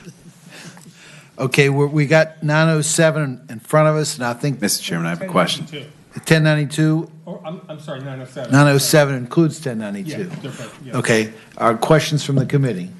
Senator Servo. I have a question for us, council. Brooks, I was just poking around the code trying to see if the term election official is defined anywhere in Title 24.2, and I couldn't find it. Am I missing something? Mr. Chair, Senator Sorrell, no, it is used 18 times in the current code, but it is not defined. Huh. Well, that begs the question, Brooks, do we need to define it in this code section, or do you think it's well enough understood?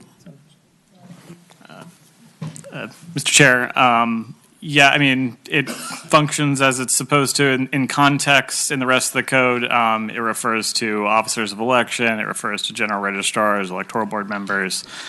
So I think it's capacious enough, but if the committee would be happier with a more firm definition, we can certainly do that. Mr. Chairman. Senator Servo. Doing surgery on something that appears, whatever it was, 24 times could wreak some havoc, and so I'm inclined to leave that alone for now. Maybe that's something for another day, but maybe a code commission thing or something, maybe. Are there additional questions from the committee? Are there those in the audience who would like to speak to the bill? In favor? The The League of Women Voters finds it unfortunate that this bill is necessary, but we support this bill. Thank you, ma'am.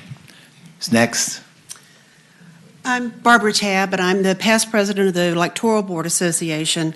We want to thank you all for bringing this bill. This is desperately needed.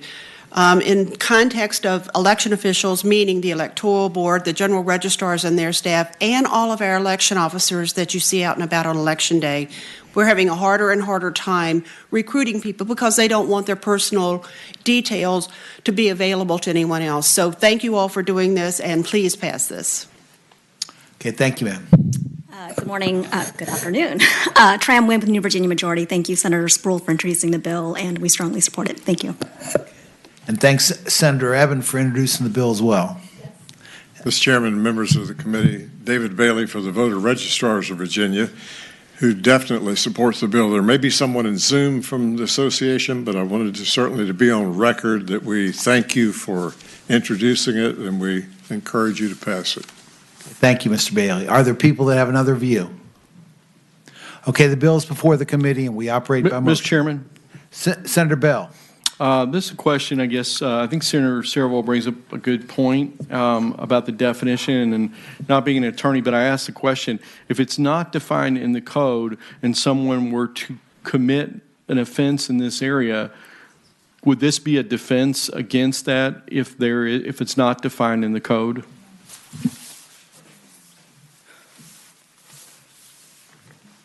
That's a good question, Brooks. What do you think?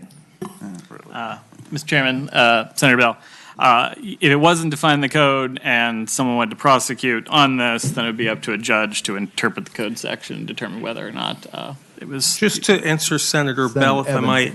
Thank you, Mr. Chair. It refers to election officials or employee of election officials who are administering elections, and I think it's pretty clear that only certain people are legally empowered to administer the elections who are referred to in those other code references. So I think it's fine the way it is. Mr. Chairman. Senator Bell. Yeah, I mean, I read what you're saying, what Senator Evans just brought out, and I agree. I just would hate if someone were to commit this offense against an election official, that this technicality would cause them not to be prosecuted. And you're saying this, that it could be up to a judge. Well, it could be, but I think what Senator Evans' point he was making is this is not really a technicality. It's a distinction without a really difference. An election official is a pretty well understood.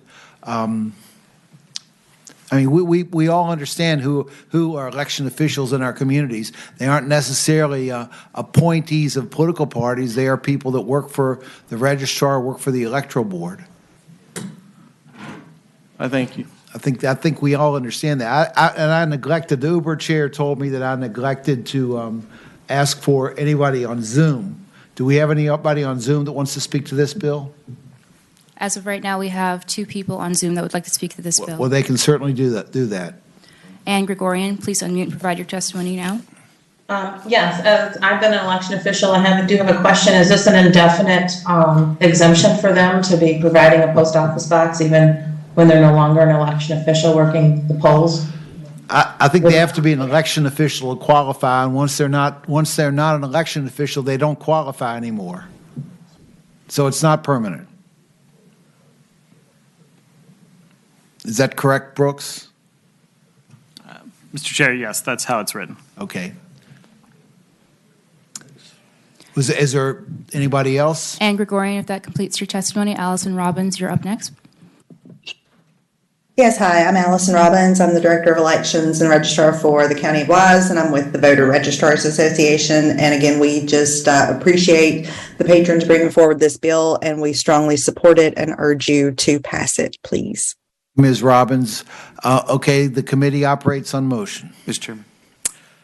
Senator McDougall. Mr. Chairman, I just want to make sure I'm really understanding this. So in Code Section 24.2418, we're adding election official or employee of an election official to the list of individuals whose information is not publicly disclosed, correct?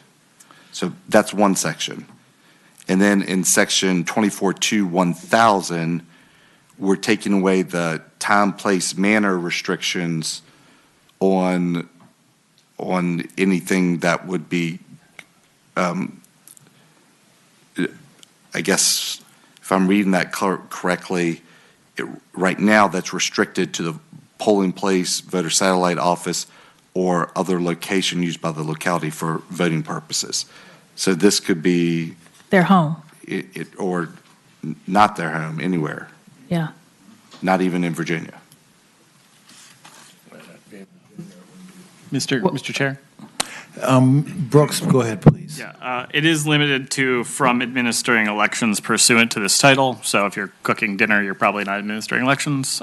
So that wouldn't count. But if you were administering elections, so that could be fairly broad. So if you're working in an office doing, paperwork in a general registrar's office, that probably would count as part of administering elections.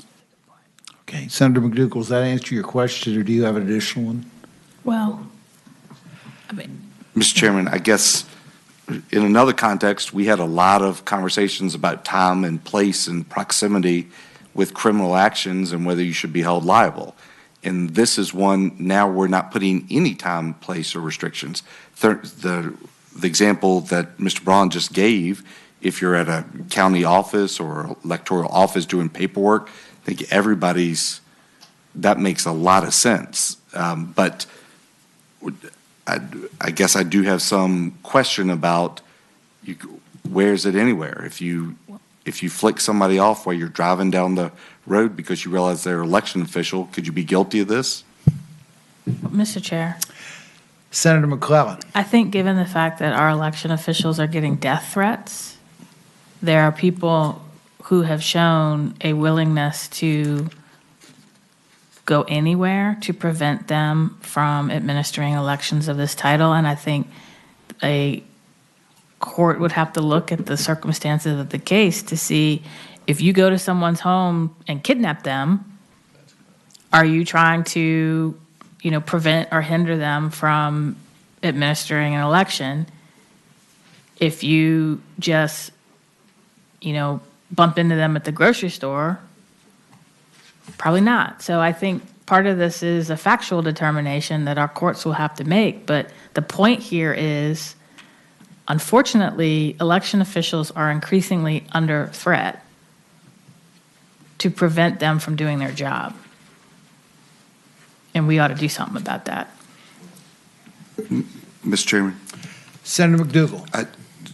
Certainly, if somebody makes a phone call or does a message to an election official threatening to do them bodily harm, that is a criminal offense. There's no question about that, and that should not be tolerated. But we have lots of conversations about the time, place, manner, and proximity in location. We just had that conversation yesterday with people killing people by distributing fentanyl. And we said that if they're not physically present with them, then we're not going to make that homicide a separate criminal offense. And so when we're looking at this, I think we would all agree that if they're in the performance of their duties, if they're at the office or things like that, that time, place, manner is proper. There are no restrictions on that time, place, manner with this. It seems logical to me that we ought to have some conversation about that. Mr. Chair. Okay, Senator McClellan, then Senator Evans. That's an apples to oranges comparison.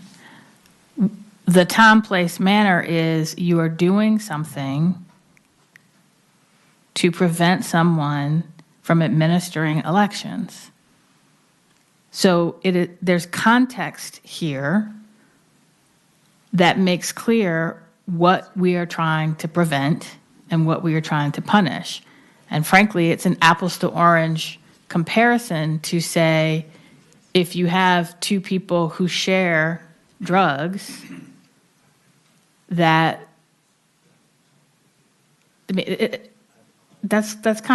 just apples to oranges comparison that goes a little bit beyond the scope of what we're trying to do here when we have context in the statute that shows us what we're trying to get at.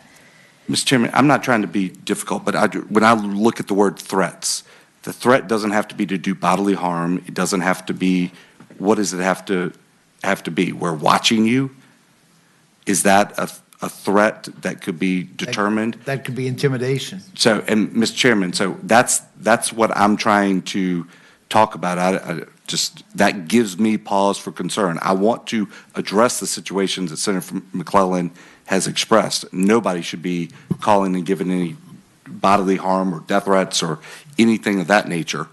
But the other language, because you've taken out the time, place, location, can be a lot of other fact patterns can come into play. I just have some questions about tightening that up when you're expanding out the locations. Okay, I've got that. Senator Evans. I just want to agree with Senator McClellan and say it has to do with context of elections. Right now, the way this reads, it says if you were to by bribery, intimidation, threat, coercion, or other means in violation of election laws, willfully hinder or prevent or attempt to hinder or prevent the officers of an election or an employee of an election official from administering the election. It doesn't even refer to the employee. You would have to be in the polling place of the satellite office. If someone calls you at home, the election official, and says, if you don't stop that canvass, or if you don't find those votes, we're going to do this, that this section would not apply. This just makes it clear that it's in the context of administering the election that we're trying to get at, not whether or not they happen to be at their office at the time or the polling place. Mr. Chairman. Senator Surville. Thank you, Mr. Chairman. And speaking of the bill, I think this issue is a little bit different from giving drugs that somebody puts into their body. As we've seen, I think a lot of the election intimidation that occurred, not a lot of it, but some of it occurred electronically by the use of social media. It can occur by email. It can occur in lots of ways that might not occur at the polling place or a satellite voting location or a voting place. So, first of all, that with regard to the time, place, and manner, that's significant to me. I would also just note that at least with regard to threats, I'm trying to understand what threats are, those kinds of things. The Virginia appellate courts have a lot of case law out there about what kind of threat is protected First Amendment speech and what kind of threat is crosses the line, because people, lawyers by in litigation, and it doesn't always mean like bodily harm. It means I'm going to sue you or whatever is not the kind of threat that crosses a criminal line. So there's a lot of case law out there which I assume would be used to provide some guidance to parties in the courts as to what is or in or out of something like this. I mean, these are words that are already actually in the code, and I think all we're doing is sort of taking away the polling place restriction and broadening it up to not only the election officer, but the election officials and employees as well, who have been under immense pressure over the last 5 years. And I don't believe that those changes introduce any undue ambiguity of the law. Okay, the committee operates on motion. Move to report. Refer to finance. A motion to report and refer to finance. Is there a second? Second. Are there other motions? I'd ask you to record your votes.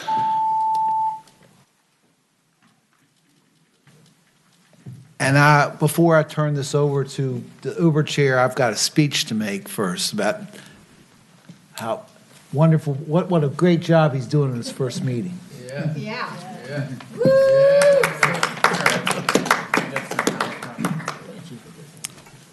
Senator Pete. Senator Pete, you ready? Yes. I gotta go. Okay. Gotcha. Hey, sorry. Okay, yeah, it's just like every 5 minutes it pops up red. All right, the whole board. Two. In the window. I think you got two, I believe. I think 695 and 965 and 967. 965, that's a great bill. We'll be quick on this one. It's one that has been passed by this body in two separate sessions and vetoed by two separate governors. This requires the registrar to check Social Security numbers of people when they register to vote. They actually when you go register to vote, you give your Social Security number. The registrar has it. They also have direct access to DMV or to the Social Security Administration for next to no cost. They can just plug it in and run it.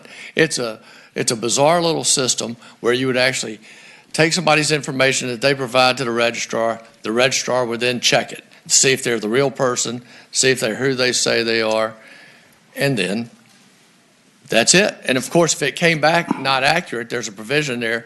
The registrar notifies them by mail, and then they have a time to come in and correct it and go over all of that. It would not prevent them from voting. If it was before it, they'd still get to vote provisionally. But for some odd reason, 2 governors, and we'll see, this body last year didn't do it, if we can get it out of the Senate. What is so crazy or ridiculous about checking somebody's Social Security number that they provide to the registrar when they sign up to vote? That's the bill. Senator, this is identical to the bill you had last year, 162, Yes, it is. and it was PBI last year. Yes, it was. It's also identical to the one that's been vetoed twice. Yes, sir. By 2 different governors. All right. Members of the committee, Senator Evans. Just wanted to ask what you do for in the instance of a voter who doesn't have a Social Security number. We've talked about that, and I still think everyone, first of all, you would check the Social Security number if you provide it. So you can't check it if they don't have one. So it would not, this bill just says that they're to check the Social Security number. So if they don't have a Social Security number and they can still register to vote, they would not be able to check it. Well, under your bill, it says, but if I might, Mr. Chair, Yes, sir. it says before registering any applicant, the registrar shall verify the Social Security number provided by the applicant. Yes, exactly. So if they don't provide a Social Security number and they don't have one, They wouldn't be able to verify it. It says they wouldn't be able to register the applicant. Well, if they don't have a Social Security number, they wouldn't be able to verify it. Well, under the Board of Elections' own website, Mr. Chairman, it reads, note that you must provide your Social Security number, if any, when applying to register to vote in Virginia. Exactly. So I'm wondering what provisions you've made in this bill for people who don't have a Social Security They number. wouldn't do it. They just wouldn't. If they don't have a Social Security number, they wouldn't be able to verify it. Okay, but under your bill, it says, Mr. Chairman, it says before registering any applicant, they must be verified. So Verify their Social Security number. So if they don't have a Social Security number, they can't verify it. But if they do provide their Social Security number when they register to vote, then you check it. And if it comes back to a different person, then you send them a notice saying, hey, this doesn't match up, and they come in to vote, or they come in to correct it. But they still get to vote provisionally until they do correct it. But if they don't have a Social Security number, then they can't verify it. All right. But it does not prevent, that doesn't say that they can't register to vote. Thank you, sir. This bill does not. Thank you, sir. Members of the committee, any other members want to speak? Anyone in the audience want to support? Anyone in the audience in opposition?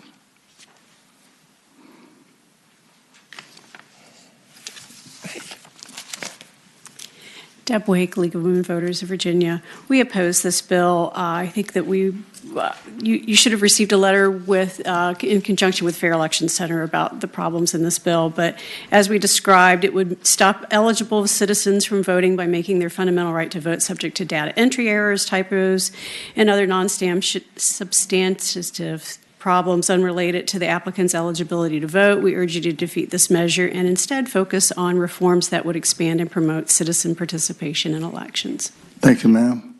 Anyone in Zoom, please. Ann Gregorian, if you can unmute and provide your testimony now, please. Yes, both the Constitution, Article 2, Section 2, and the Virginia Code require a full Social Security number for voter registration. Virginia's first central registration system, called the VVRS, some of you might remember it, did not allow for the entry of duplicate Social Security numbers. The registrar had to verify that there wasn't a clerical error or there wasn't some other problem with the Social Security number.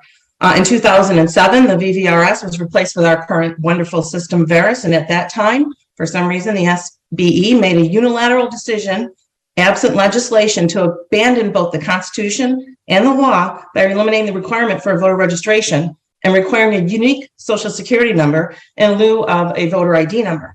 The SBE and elect continue to ignore Virginia's laws and Constitution. There is currently no list maintenance task directed at ensuring a valid Social Security number is attached to a voter's record. So I believe it's now necessary to support legislation to mandate compliance for the Constitution and the law on this matter. With a new registration system soon to be implemented to the tune of $30 million, I think this is something that should be corrected. And I appreciate your listening to my comments. Thank you, ma'am. Next, please. Clara Wheeler, please unmute now. Mr. Chairman, members of the committee, I'd like to thank Senator Peake for his steadfastness and his dedication to trying to make accurate and current our voter registration, which is what the federal law requires. Social Security numbers, when people fill out their voter registration forms, if they do it either online or by hand, frequently contain inaccuracies, meaning they transpose numbers. It happens lots of times. This bill would require the registrars and the Department of Elections to verify that the Social Security number that is attached to a name, a birth date, and a registration residence is accurate. So that if the law requires, for some reason, that a voter must be contacted, they've got the right voter. Imagine how dismayed you would be if you registered to vote and you transcribed your numbers incorrectly and you never got some notice. You didn't get notice of your change in voter registration district with all the redistricting we had this past year. This helps all of our records be accurate. And it's a simple, easy check on our registration system. I invite you to please pass this bill. Thank you. Thank you, ma'am. Anyone else? That completes the testimony. I'm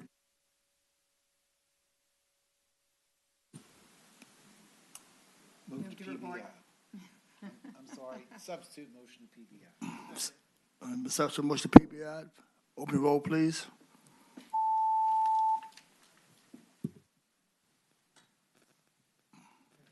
Ayes 9, noes 5. Thank you.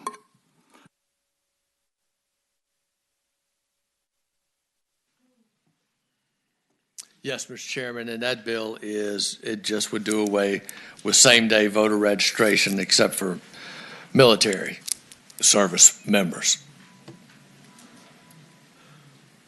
Comments from the committee? Any questions from the committee? No kidding. Anyone here, anyone in support? Anyone in opposition?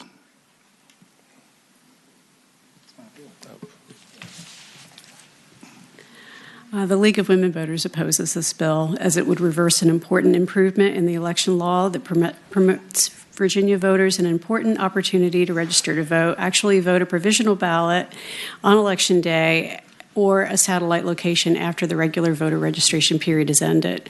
The experience of League members who also serve as election officials has been positive throughout the Commonwealth. We have not heard of any problems during the inaugural use of this new process during the November 2022 election, and many voters were appreciative of this new opportunity to vote. Thank you, ma'am. Anyone in the Zoom? We have 2 speakers in Zoom. Please. Clara Wheeler, if you want to unmute and speak now. Yes, ma'am. Thank you, Chairman, for letting us present on this bill. As a member of an electoral board, I had the opportunity to review the provisional ballots that were cast with the same-day registration for the 2022 election. It was a flaming disaster. The onslaught of people coming in to register to vote did not complete their applications correctly. They did not fully fill out the provisional ballot envelopes. The election officers were not completely prepped. The electoral boards were not prepped. The entire system did not function the way you probably envisioned that it would. Same-day registration does not allow the registrars to fully complete their registration system. It does not provide them the time nor the staffing to vet all of the registrations that come in to make sure that they're accurate, to check all of the things that registrars normally do. They are overwhelmed at the end of an election. particularly with weeks of in-person absentee voting. Then they have to do the same-day registration. It makes no sense to have this at the very end of a very lengthy, tedious, and stressful period, particularly for registrars and also for electoral board members. I would offer that you should not have same-day registration. Thank you. Thank you, ma'am. Next, please. Shelley Oberlander, if you could unmute and speak now, I ask that you be conscious of the committee's time. Thank you. Chairman Sproul, I'm also opposed to same-day registration. I was a chief on election day. The beauty of our election system is that by the time you have election day, we have we're going to have over 107 precincts here in Loudoun next election. You've got people registered and they go to their precinct and you check them off because they're in your precinct. This allowed anybody to walk in the door from anywhere, and it was very difficult to verify if they should be part of that precinct or not. So it was chaotic. It added an undue burden to the election office and to the election officers and the chiefs on the ground, as well as to the electoral board. And our registrar had to stay late for 2 or 3 days to be able to process and try to find and fill in the gaps, like Clarabelle said, were what was missing on the provisional ballots. It was not thought through. We have a lot of days for someone to register to vote. I don't care if you cut it off, the Saturday or whatever, the Friday before the election. But register to vote all of 300 some days, and then on election day, that should be election day, where you go and you vote in your precinct. Thank you so much, ma'am. Anyone else? That completes the speakers. Open a motion, please. Move to PBI. Second. And properly move. A second to PBI to be an open roll, please.